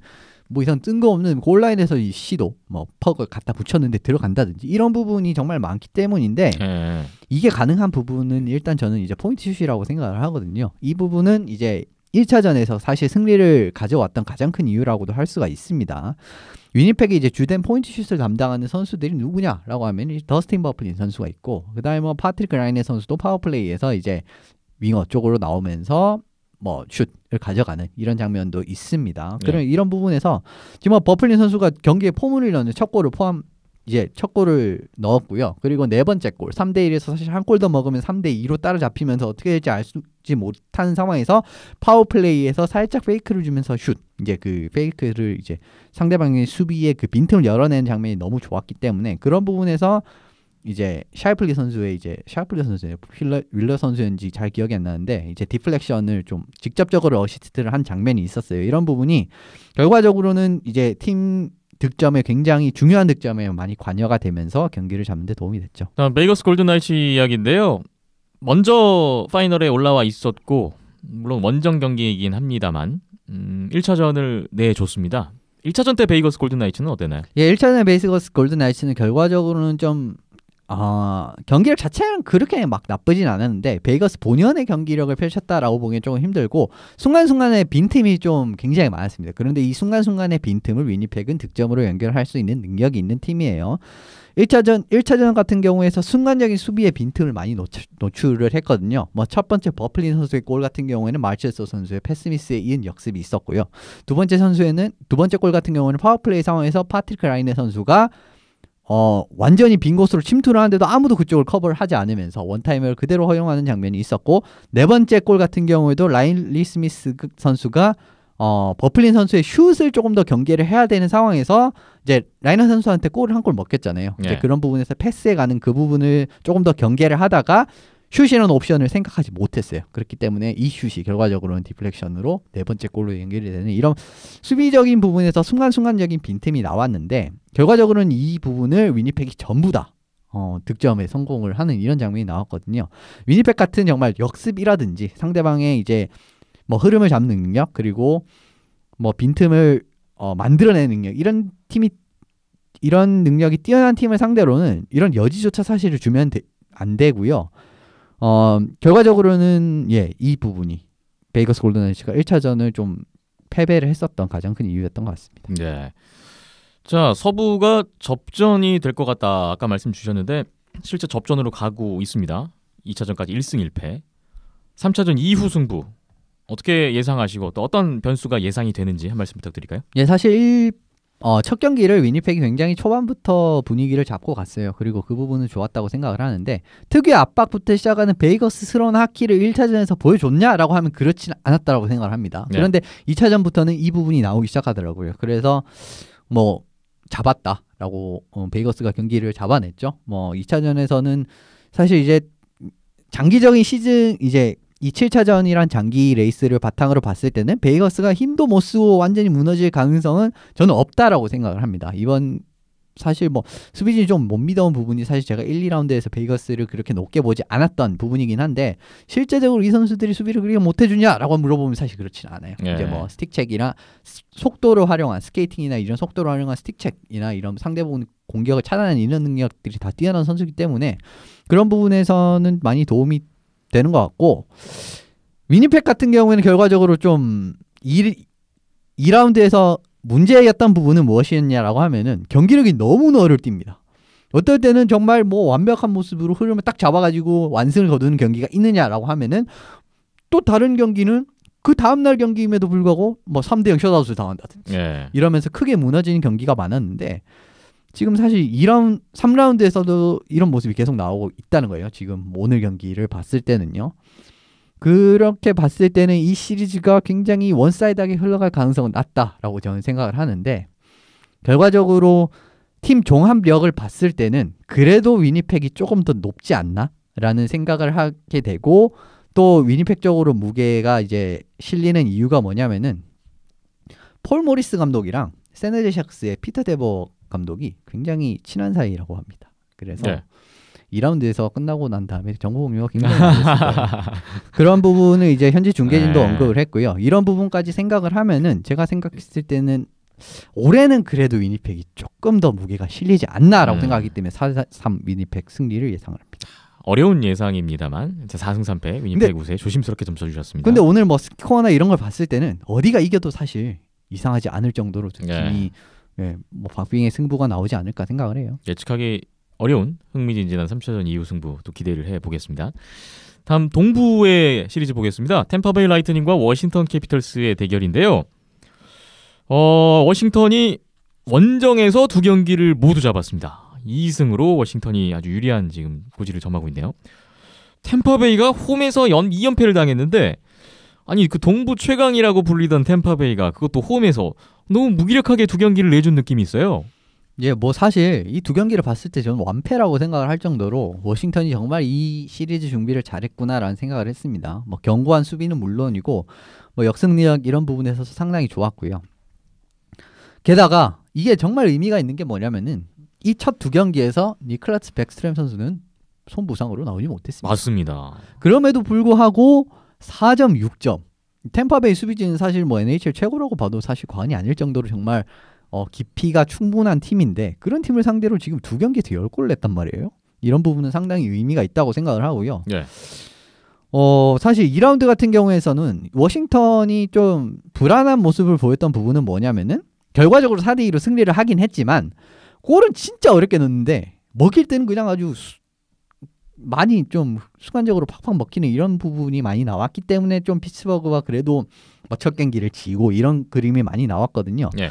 그래서 저는 템파베이와의 경기에서도 템파베이가 사실 피츠버그보다 공격력이나 역습 능력이 훨씬 좋은 팀이기 때문에 공격 전개 능력이나 이런 부분이 훨씬 좋은 팀이기 때문에 비슷한 경기 양상이 나올 수도 있을 거라고 생각을 했어요. 그런데 실제로 전혀 그렇지 않았습니다. 오히려 워싱턴이 좀 먼 거리에서의 슛, 그러니까 중장거리 포인트 슛이라든지 그 다음에 리바운드와 같이 정말 뭐 수월하게 득점을 할 수 있는 능력에서 차이를 아주 쉽게 만들어내면서 근데 템파베이는 진짜 막 아주 예쁘게 골을 넣긴 하지만 이런 부분에서는 조금 부족하지 않았나라고 저는 생각을 하거든요. 그렇기 네. 때문에 워싱턴이 첫 두 경기를 좀 수월하게 분위기를 잡고 가고 있는 거라고 생각을 해요. 네. 워싱턴이 이번 플레이오프 들어서 처음으로 1차전 승리를 하더니 그 기세를 2차전까지 이어가면서 2연승을 챙겼습니다.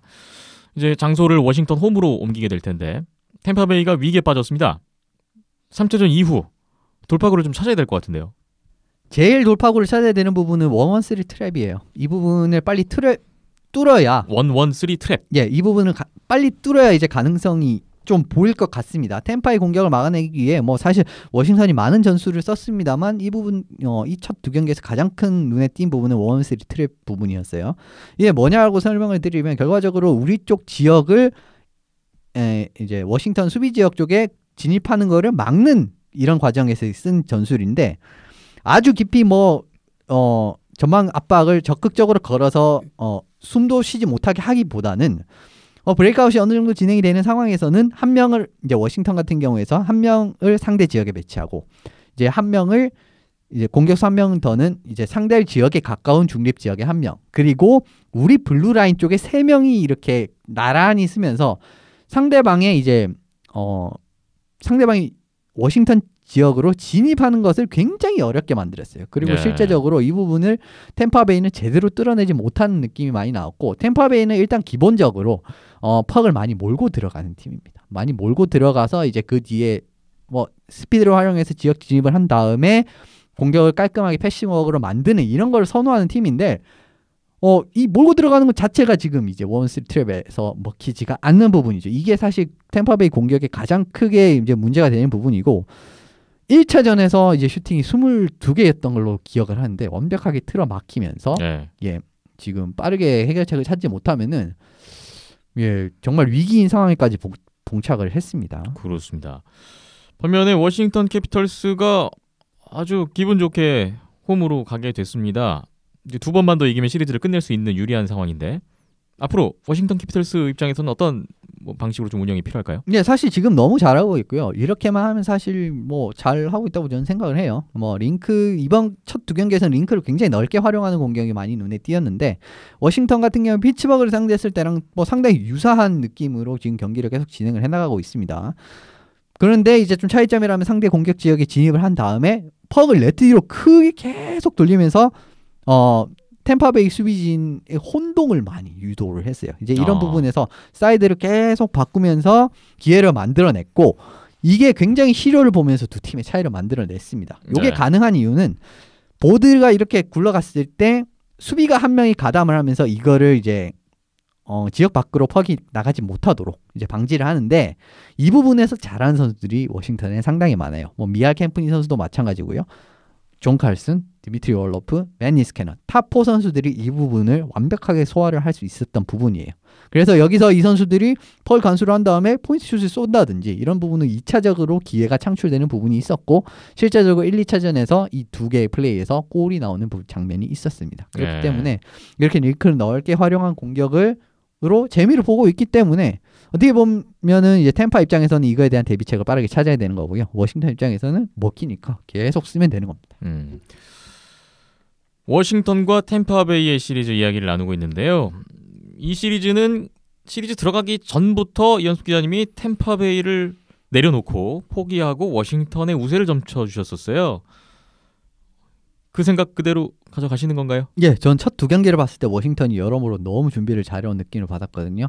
브레이든 포인트 라인이 1라인 워싱턴 오벤치킨 라인을 상대를 하는 그림이 계속 나오고는 있는데, 오벤치킨 라인이 사이즈가 상당히 좋은 라인이기 때문에 이 부분을 10분 활용하는 오벤치킨 라인에서도 좋은 모습이 나오고 있고, 템파가 브레이크아웃으로 지역 진입을 철저히 시도를 하지만 이를 철저하게 봉쇄하는 트랩 전술, 그리고 3라운드에서도 무너지지 않는 홀트비, 이런 모습을 봤을 때는 저는 이 시리즈가 상당히 길게 가지 않을 가능성까지 느꼈던, 진짜 수입까지도 지금 가능한 상황이 오긴 왔어요. 현재 분위기는 그럴 수도 있을 것 같습니다.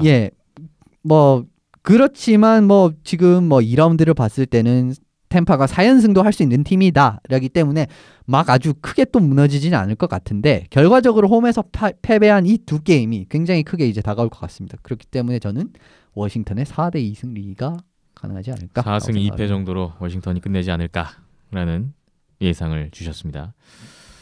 자, 동부와 서부 남은 게임들 어떤 결과가 나올지 예측과는 또 다르게 나올 수도 있고요. 다음 주에 또 나온 결과를 갖고 이야기를 나눠보겠습니다.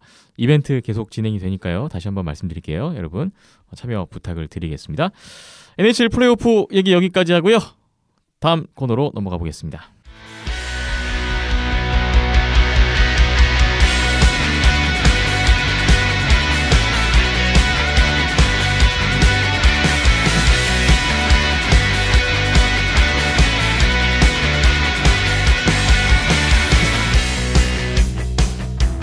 2018 아이스하키 월드 챔피언십이 덴마크에서 진행되고 있습니다. 지난 5월 4일부터 조별리그가 시작됐고 이제 오늘 저희 녹음일이 5월 15일 화요일 한국 시각이고요. 조별리그 거의 끝나가네요. 하루 남았어요. 오늘 밤에 경기들이 다 끝나면 조별리그가 모두 마무리됩니다.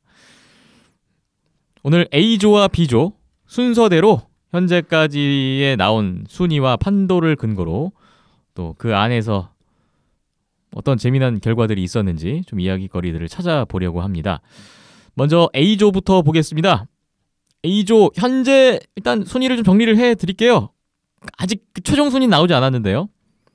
스웨덴이 6경기 전승을 했어요. 승점 17점 1위고요. 러시아가 승점 16점 바짝 뒤쫓고 2위가 있고요. 근데 지금 스웨덴하고 러시아가 오늘 밤에 맞대결이 있습니다. 3위가 체코 15점이고요. 다닥다닥 붙어있네요. 이제 체코는 7경기 다 치렀습니다. 끝났습니다. 스위스가 승점 9점으로 4위, 슬로바키아가 8점으로 5위, 6위는 프랑스 6점이고요. 7위 오스트리아 4점, 8위 벨라루스 0점입니다. 자, 앞서 얘기 나왔는데 A조에서 일단 가장 눈에 띄는 거는 오스트리아가 잔류했다. 그렇습니다. 벨라루스와의 맞대결에서 4대0 승리를 했어요. 완승을 거뒀죠. 와, 그 경기 혹시 확인하셨어요? 예, 뭐 사실 이제 뭐 처음부터 굉장히 이제 차이점을 벌려 나갔는데 한 골이 계속 쌓이니까 벨라루스 같은 경우는 계속 이제 좀 더 무리를 할 수밖에 없는 상황이고 뭐 그 부분을 좀 더 이득을 챙겼던 오스트리아였던 것 같습니다. 네. 그리고 지난 한 주 동안에 뭐 재밌는 결과들이 많았는데 체코가 러시아를 잡는 그런 일도 있었고요. 또 스위스도 연장 승리를 했던 체코였고요. 자, 많은 경기들이 있었고 오늘 이제 밤에 스위스 대 프랑스 경기가 있고요. 벨라루스 대 슬로바키아 경기가 있고요. 러시아 대 스웨덴 경기가 잡혀 있습니다. 이렇게 돼 있는 A조 상황입니다.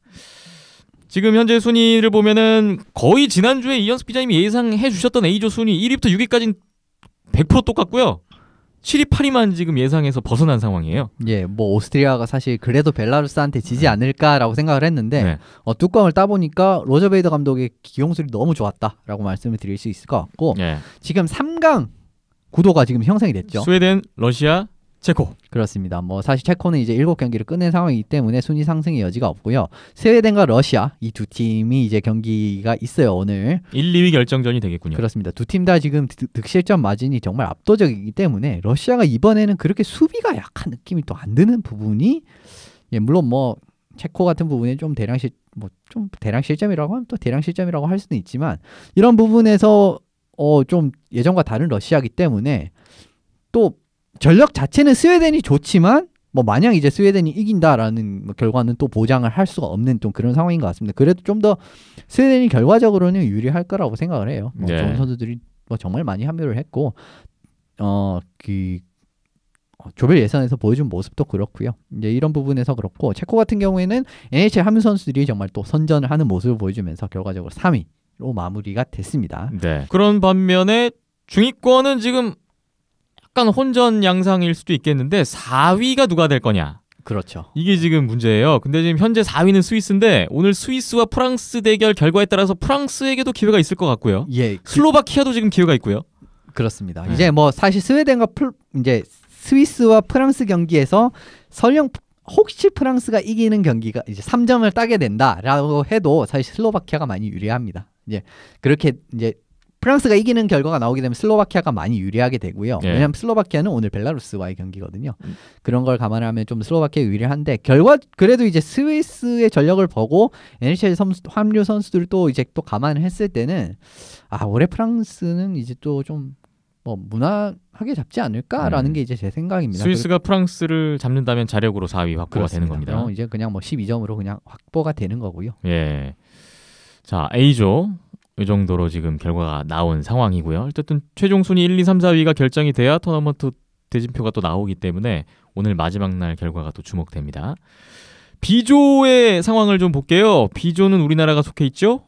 현재 순위 보겠습니다. 1위 미국 승점 16점, 2위가 핀란드 13점, 3위가 캐나다 12점이고요. 덴마크가 11점, 4위에 올라 있고 라트비아가 5위인데 10점. 승점이 다닥다닥 붙어있네요. 똑같이 6경기씩을 치른 상황입니다.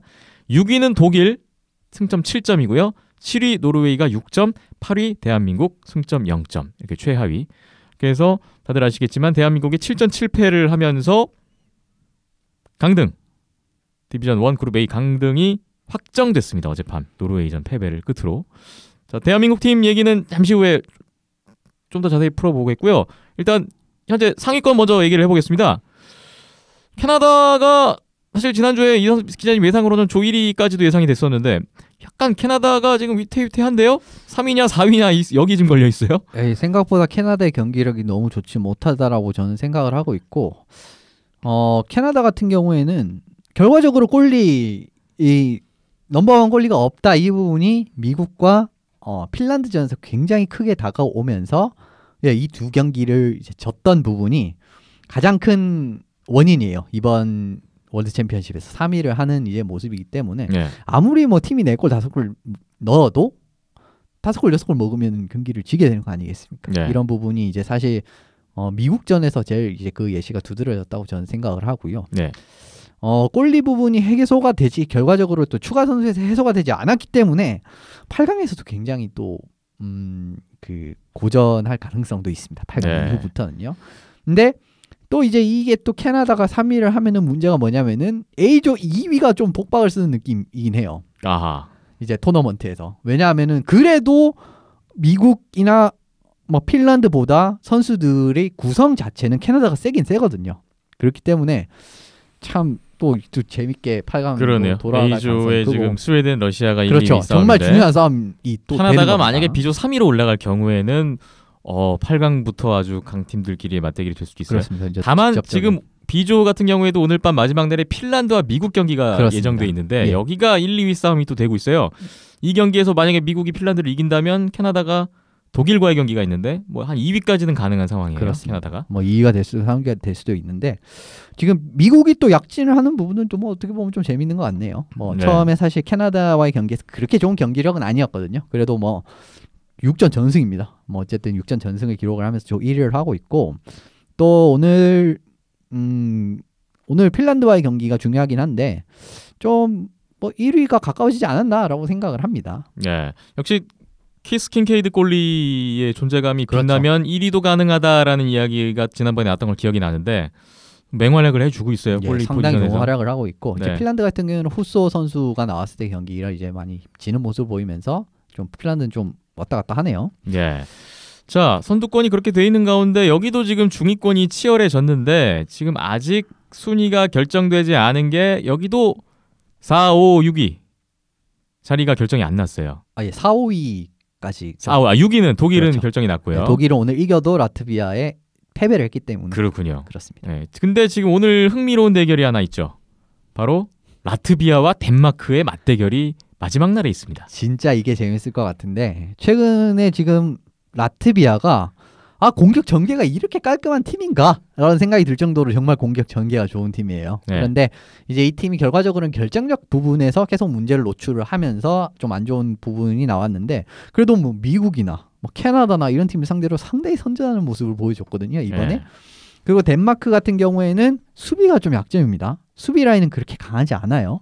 이런 부분이 약점이 딱딱 맞물려 들어 물론 안데르센 골리가 최종 이제 뭐 최고의 벽으로 지키고 있긴 하지만 이런 상대의 강점과 이 덴마크의 약점이 맞물려 들어가면은 또 어떤 결과가 나올지는 사실 알 수가 없습니다. 예. 물론 뭐 전반적으로 봤을 때는 여기도 마찬가지로 덴마크가 조금 더 전력이 세기는 세요.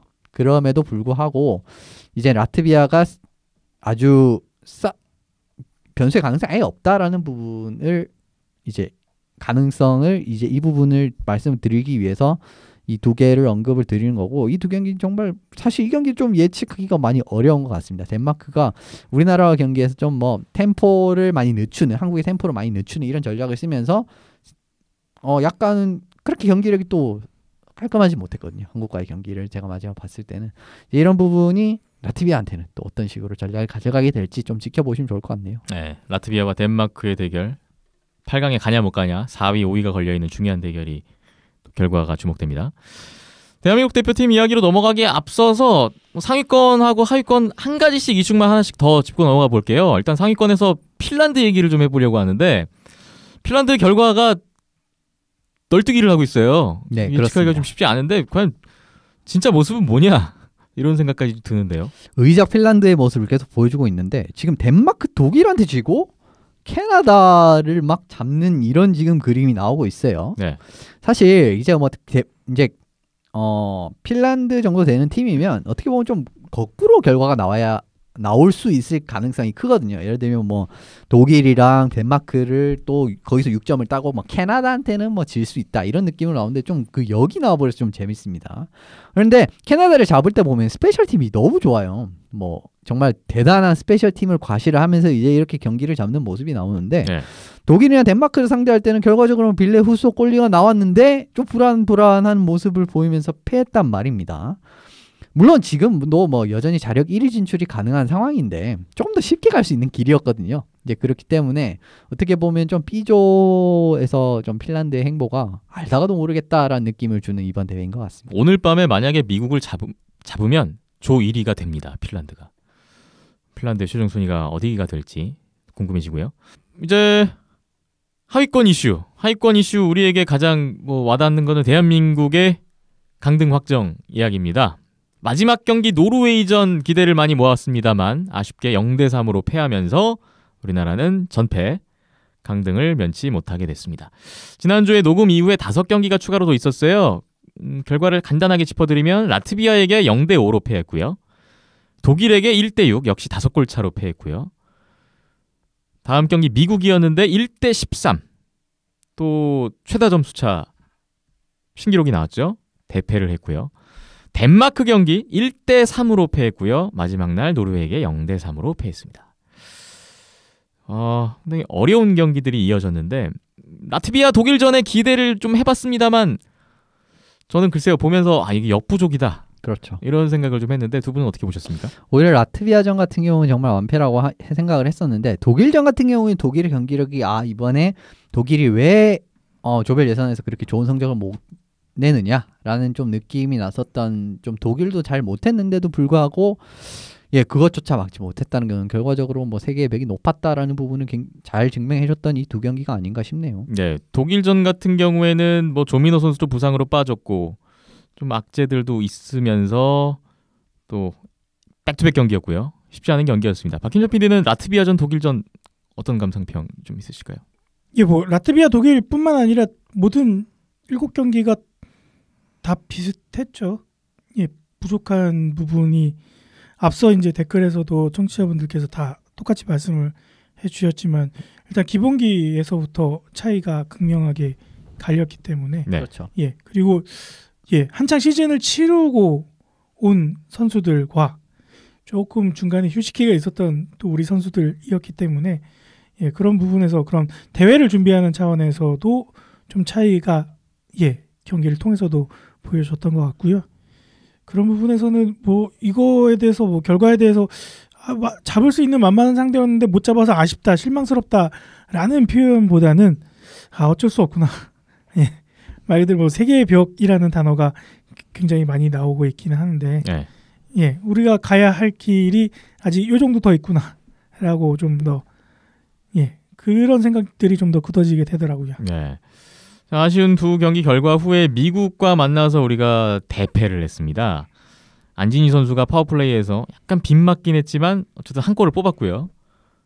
근데 뒤에 이제 미국이 몰아치더군요. 이 경기 같은 경우는 조민호, 이영준, 전정우, 브라이언 영 선수까지 결장을 하면서 우리에게는 또 더 어려움이 가중되는 그런 경기였어요. 역시 미국은 미국이구나 그런 생각을 또 하게 됐는데 미국전에 대해서 할 말씀씩 하실 얘기가 있으실까요? 워낙 이게 또 스코어 차이가 커서 그냥 완패라고 말씀을 드릴 수밖에 없는 결과라고 할 수 있을 것 같고요.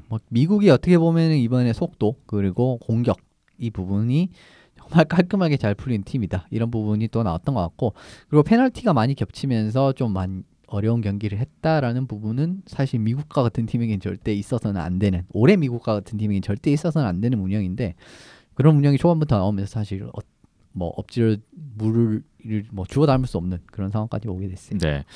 미국전 대패 후에 덴마크 노르웨이전은 상대적으로 좀 잘 싸웠다 이런 얘기들이 또 나오고 있습니다. 이 덴마크전 노르웨이전에 대해서는 어떤 생각이세요? 저는 조금 다르게 보는 이유는 뭐냐면 덴마크 같은 경우에는 한국을 맞이해서 어떤 경기 운영을 펼쳤냐 하면은 절대 서두르지를 않았습니다.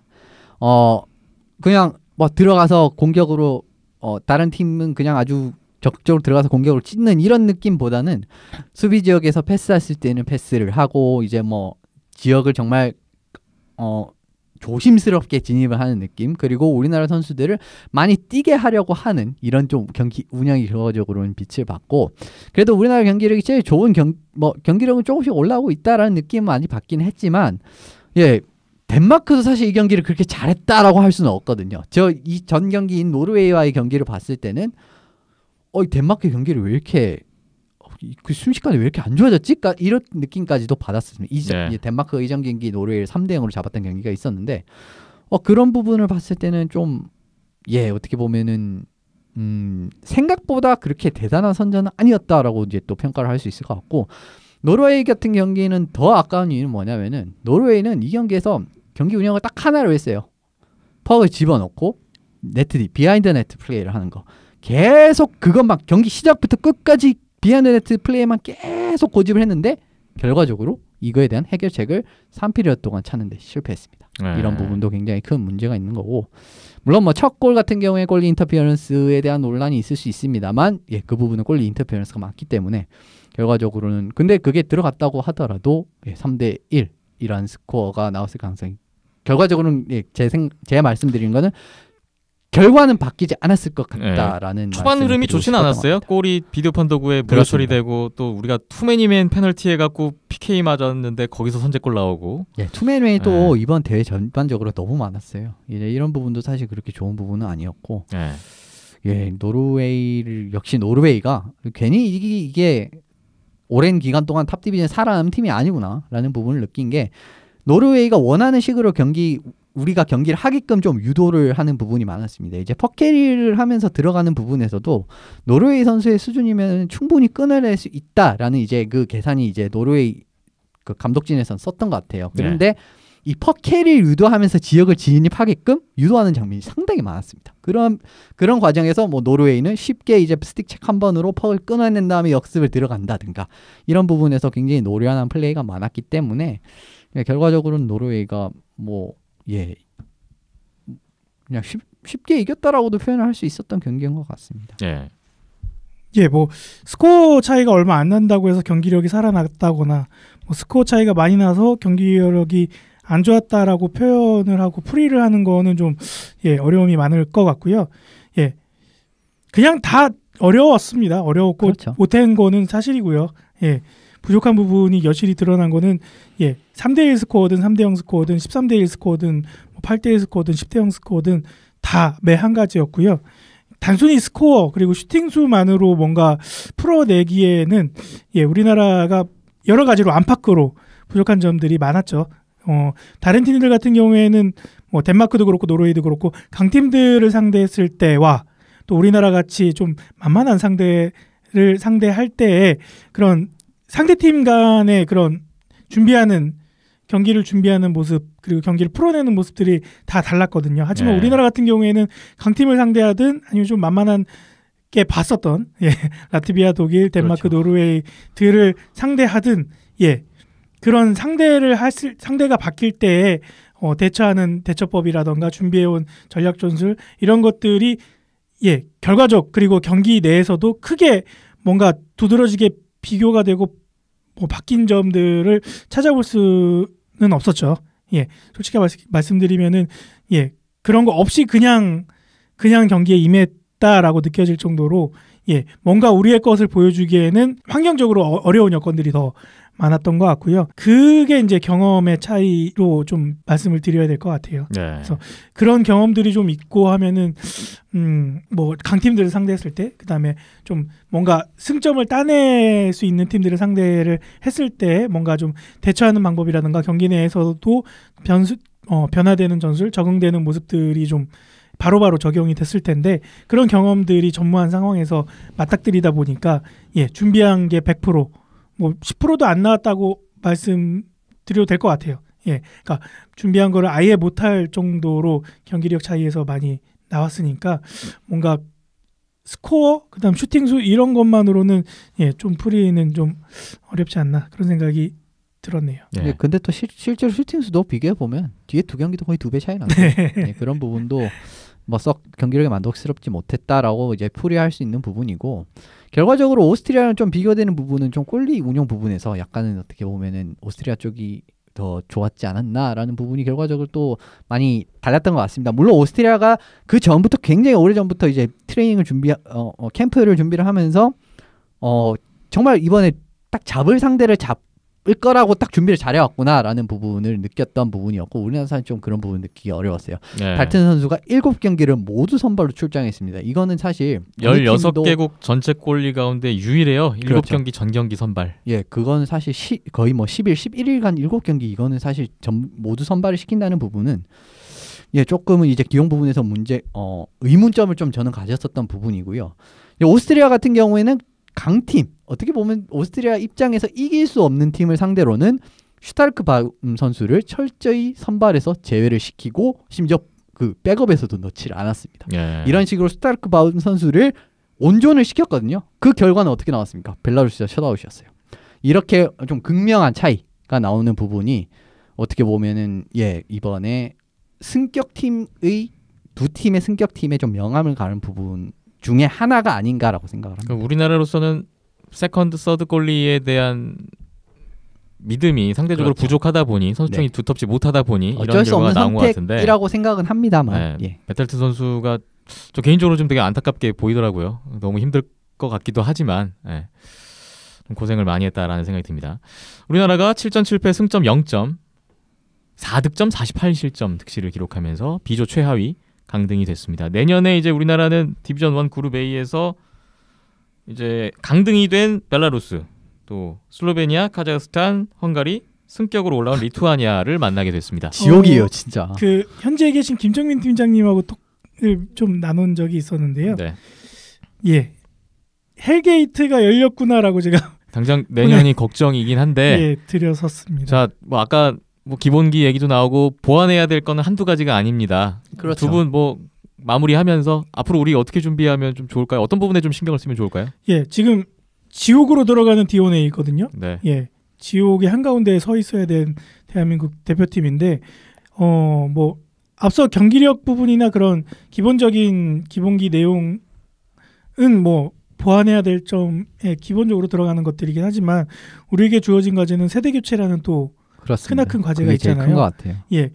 그런 좀 미션들이 걸려 있는 상황에서 강팀들이 즐비한 D1A에서 지금 또 다시 승격하느냐 아니면 살아남느냐, 잘못하면 이거 또 강등될 수도 있는 위기까지도 갈 수 있거든요, 일본처럼. 그래서 어떻게 보면은 앞으로 1년이 굉장히 좀 지난 4년보다 더 중요할 수 있습니다. 중요한 시기가 아닐까 그런 생각이 좀 들었습니다. 네.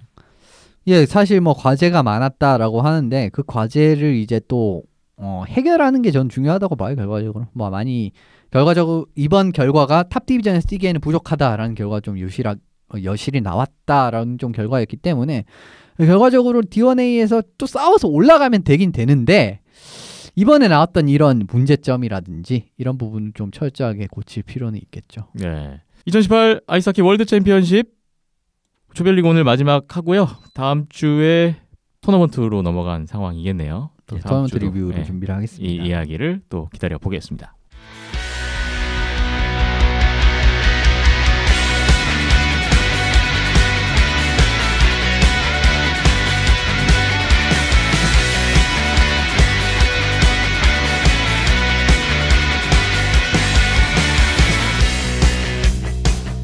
비하인드넷 오늘 마지막 소식은 2018 고교 아이스하키 리그 1차 리그 소식입니다. 지난 5월 6일부터 5월 13일 일요일까지 목동 아이스링크에서 제63회 전국 고등부 선수권 대회를 겸하는 대회로 치러졌고요. 보성고, 경성고, 경복고, 광성고, 경기고, 중동고까지 고등부 이제 6팀밖에 없습니다. 이 6팀이 참가를 해서 팀당 5경기씩 풀리그 방식으로 치렀습니다. 뭐 진행 방식은 예년이나 같죠? 1차, 2차, 3차 리그까지 하고 왕중왕전 하죠? 네, 4위까지 왕중왕전이 예정이 되고요. 네. 그러니까 저희가 오랜만에 좀 고교 리그를 찾아가 봤는데 걱정을 많이 했었거든요. 팀도 많이 없어지고 하다 보니까 좀 경기력도 전체적으로 좀 저하가 되는 거 아닐까 라는 좀 걱정을 많이 하고 갔었는데 네. 예, 직접 가서 보니까 생각보다 다행이었습니다. 거의 매일 목동 현장에서 박김준 PD가 경기를 보면서 촬영도 하고 네, 취재를 경기를 했는데요. 일단 다 보면서 촬영을 했었고요. 네, 전체적인 대회 감상평부터 들어볼게요. 일단은 선수 개개인 그러니까 얼음 위에 올라섰던 1, 2, 3학년 선수들의 그런 개개인의 능력들이 생각보다 많이 좋았습니다. 스피드도 좋았고요. 스케이팅이나 뭐 개인 기량들은 굉장히 예전에 봤던 그런 평균치보다는 훨씬 상회하는. 예전에 봤던 고교 선수들에 비해서요. 그렇죠. 예, 지금 예전에 봤던 고교 선수들이 지금 어느덧 다 대학교 3, 4학년들이 돼 있는데 예, 그때 그 모습들보다는 좀 더 좀 평준화되면서 예, 그전에는 뭐 빙판 위에 올라섰다가 하더라도 1라인, 4라인 선수들의 그런 개인 간의 실력 차이가 굉장히 크고 막 이총현 선수가 혼자 막 휘젓고 다니면서 3-4골씩 넣고 이기고 이런 경기들도 있을 정도로 좀 그런 격차들이 좀 크게 나타났다라고 한다면은 네. 이번 대회 같은 경우에 봤을 때는 그런 모습들이 거의 없었고 예, 다 고른 기량과 고른 개인 능력들 사이에서 편차 없이 경기들이 치러지다 보니까 개인 기량들이 좀 고루고루 펼쳐 있다 보니까 결국 승패를 갈리는 거는 감독 코칭 스태프들의 그런 전략 전술 내지는 어느 정도 팀 밸런스가 잘 갖춰져 있는가가 좀 승패를 가르는 모습들로 나타났거든요. 네. 네. 코칭 스태프의 역량도 더 중요해진 그런 경기력으로 나타나고 있는 것 같은데 이번 대회 현장에서 낯익은 얼굴들을 코칭 스태프로 많이 보셨다면서요? 예, 뭐 일단 이번에 우승했던 경기구 같은 경우에는 김한성 감독이 이전부터 맡아서 지휘를 하고 있는데 코치진의 장준일 선수가 안양알라 장준일 예, 선수요? 있더라고요. 그래서 코치로 이번에 부임을 했구나 라는 생각을 했었고요. 뭐 중동고에 이전에 대명킬러에서 활약을 했었던 김준희 선수도 예, 코치로 있는 걸 확인할 수 있었고 그다음에 경성고 같은 경우에도 이전 하이원 감독을 하셨던 김윤성 감독님이 지금 경성고를 지휘를 하면서 또 코치에는 오광식 선수가 대명 킬러벨즈 오광식 선수가 예, 또 코치로 역할을 하고 있더라고요. 그렇게 또 이동이 됐군요. 예, 그래서 좀 낯익은 선수들 오히려 또 선수들보다 코칭 스태프들이 아는 얼굴들이 더 많다 보니까 개인적으로는 더 반가운 모습들이 있었죠. 네, 그 선수로 뛸 때 그리고 또 고교 선수를 지도하는 입장이 많이 다를 텐데. 이전에 이제 안현민 선수 전 하이원에서 뛰었었던 안현민 선수가 고려대학교 코치로 부임을 하고 이후에 이제 좀 시간이 지나서 이제 동호회 팀 운동할 때 이제 잠깐 만나서 얘기를 했었는데 굉장히 힘들어하더라고요. 네. 근데 이번에 고교리그 때 이제 코치님들 만나봤을 때도 예, 비슷했습니다. 굉장히 힘들어했고 이게 가르치는 일이 또 쉬운 일은 아니구나 선수랑 그러게요. 했을 때랑 예, 또 그렇게 소감을 얘기를 들었었고요. 네. 예, 오광식 코치 같은 경우에는 대회 이틀 만에 만났었는데 이미 목소리가 쉬었어요. 네. 나가 있어서 너무 열심히 지도한 나머지. 네, 다행히 만났던 날은 경기가 없어서 다행이다라고 했었는데요. 네. 예, 그만큼 좀 예, 또 새롭게 출발하는 또 시기이고 하다 보니까 열정적으로 임하는 모습들의 코칭 스태프들을 볼 수 있었습니다. 그렇군요. 이번에 6팀 순위별로 한 팀씩 짧게 뭐 평가 멘트를 좀 하고 넘어가겠습니다. 경기고가 오전 5승. 역시 올해도 최강인가요? 우승을 차지했습니다. 당분간은 경기고의 그런 왕자 자리가 계속 이어지지 않을까 생각이 들었고요. 매 경기 정말 완벽하고 깔끔한 군더더기 없는 그런 경기들을 보여줬었고요. 전체적으로 6개 팀 전부 다 최근 하키 트렌드 뭐 이현숙 기자님이 항상 강조하시던 스피드 예, 스피디한 하키가 고교리그에서도 여실히 나타났었거든요. 네. 그래서 굉장히 최신 트렌드를 민감하게 따라가는구나라는 거를 느낄 수가 있었는데 경기고가 공격도 공격이지만 뭐 수비 그다음에 골텐딩 이런 부분에서도 삼박자가 잘 어우러졌었고 그다음에 1, 2, 3학년 라인 밸런스나 그런 합 맞추는 과정들이 굉장히 깔끔하다라는 인상을 많이 남겼었거든요. 그래서 전체적으로 뭐 슛도 많이 나왔었고 예, 득점도 많이 나왔었고 25득점 4실점 5실점이었나요? 예. 최다 득점, 최소 실점. 예, 깔끔하게 대회를 마감을 하면서 2차 리그, 3차 리그 때도 1차 리그 때도 이미 이렇게 합이 맞춰져 있는 상황인데 고교리그 선수들은 대부분 경기를 거듭하고 이제 대회를 거듭하면서 기량이 발전되고 라인 밸런스가 안정화되는 단계에 이르는데 경기국은 벌써부터 이미 완성된 원팀의 모습이 나오다 보니까 2차 리그, 3차 리그도 충분히 통합으로 우승이 가능하지 않을까라는 생각이 들었습니다. 왕중왕전 3연패에 아주 기분 좋은 첫걸음을 뗀 경기고였습니다. 네. 2위는 경복고인데요. 3승 1 슛아웃패 1패 승점 10점이었습니다. 이번에 이제 송동환 전 해설위원이었죠. 송동환 감독이 새롭게 부임을 하면서 송동환 전 선수 전 해설위원이 네. 경복고 감독이에요? 네.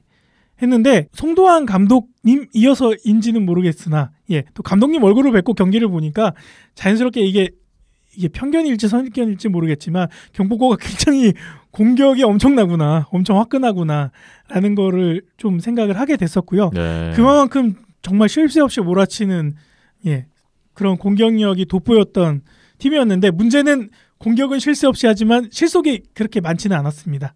그래서 그리고 경기 중후반에 가서 좀 기복이 있는 모습들도 나타나기도 했었고요. 그래서 좀 아쉽게 내준 경기들이 좀 있었는데 그런 부분들이 특히 이제 중동전 같은 경우에 슈팅 수를 봐도 그렇고 경기 내용을 봐도 정말 쉴 새 없이 압박하고 압도하는 경기력을 보여줬지만 결국에는 선제점 PK 상황에서 먼저 내주고 마지막에 이제 겨우 동점을 만들어 놓고 슛아웃까지 가서 졌었거든요. 그래서 좀 그런 부분들만 보완이 되면은 충분히 경기고를 위협하고도 남을 그런 팀이 되지 않을까 그런 생각을 좀 했었고 경복고 같은 경우에도 1, 2, 3학년간의 그런 편차가 크지 않고 개인 기량들의 편차가 크지 않고 좀 포인트도 1, 2, 3학년 고루고루 두드러지게 나타나는 모습들이 좀 경기고가 많이 닮아있는 그런 모습이었습니다. 네. 경복고 슛아웃 패배는 광성고전이었는데 잠깐 착각을 했네요. 착각을 한 것 같습니다. 중동고가 2승 1 슛아웃승 2패 승점 8점으로 3위가 됐습니다. 마지막 경기가 경기고 중동고로 잡혀 있더라고요. 저는 이거 보고서 주최 측이 이번 대회 우승 후보를 경기 중동으로 보는 게 아닌가 약간 이 생각도 했었는데 근데 또 첫 경기는 어땠습니까? 경기 경복이었어 가지고요. 네. 뭐 똑같이 생각을 하면 좋을 것 같고요. 중동고 같은 경우에는 제가 이번 대회 가장 흥미롭게 본 팀이었고요. 그만큼 정말 스피디하고 화끈했던 경기를 보여줬었고 보는 사람들도 얘네 경기 정말 재밌다라고 느껴질 정도로 좀 재밌게 하키를 하는 그런 팀이었던 걸로 기억을 하고요. 특히 저는 이제 중동고 서정현 골리를 굉장히 눈여겨 보게 됐었고요. 전체적인 뭐 세이브 퍼센트나 뭐 평균 실점을 따지면은 뭐 다른 골리들이 더 앞선 부분들이 있긴 하지만 그래도 전 경기 풀 경기 출장을 했었고요. 그 다음에 가장 많은 슈팅을 또 막아냈었고 가장 많은 세이브를 보여줬습니다. 그래서 그런 부분에서 그런데도 92%를 상회하는 세이브 퍼센트를 보여줘가지고 그리고 전반적으로 이번 대회 전체적인 1, 2, 3학년 골리들이 전체적으로 좀 기본기나 이런 안정감에서 많이 떨어진다라는 인상을 많이 받았었는데 서정현 골리 같은 경우에는 그 가운데서도 그나마 좀 괜찮은 나은 그런 모습들을 보여줘서 중동고가 3위까지 할 수 있었던 거는 골리의 역할이 좀 굉장히 컸다라는 생각을 좀 하게 됐었죠. 그렇군요. 다음 4위는 광성고인데 1승 2 슛아웃승 2패 승점 7점이었습니다. 광성고가 제일 애매한데요. 다 괜찮거든요.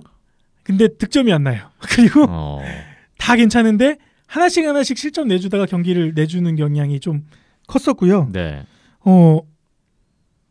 하지만 이제 슛아웃을 2번을 갔는데 2번 다 배우성 골리가 나왔었고 배우성 골리가 나온 슛아웃 경기 둘 다 이겼었거든요. 그래서 그런 부분에서는 좀 위안거리가 되겠지만 좀 깔끔하게 3피리어드 안에 경기를 매조지을 수 있는 경기들도 좀 중후반에서 기복이 있으면서 내준 부분들도 있었고 또 좀 뭐랄까 좀 밸런스는 괜찮은데 뭔가 좀 안 터지는 그런 느낌이 좀 강했습니다.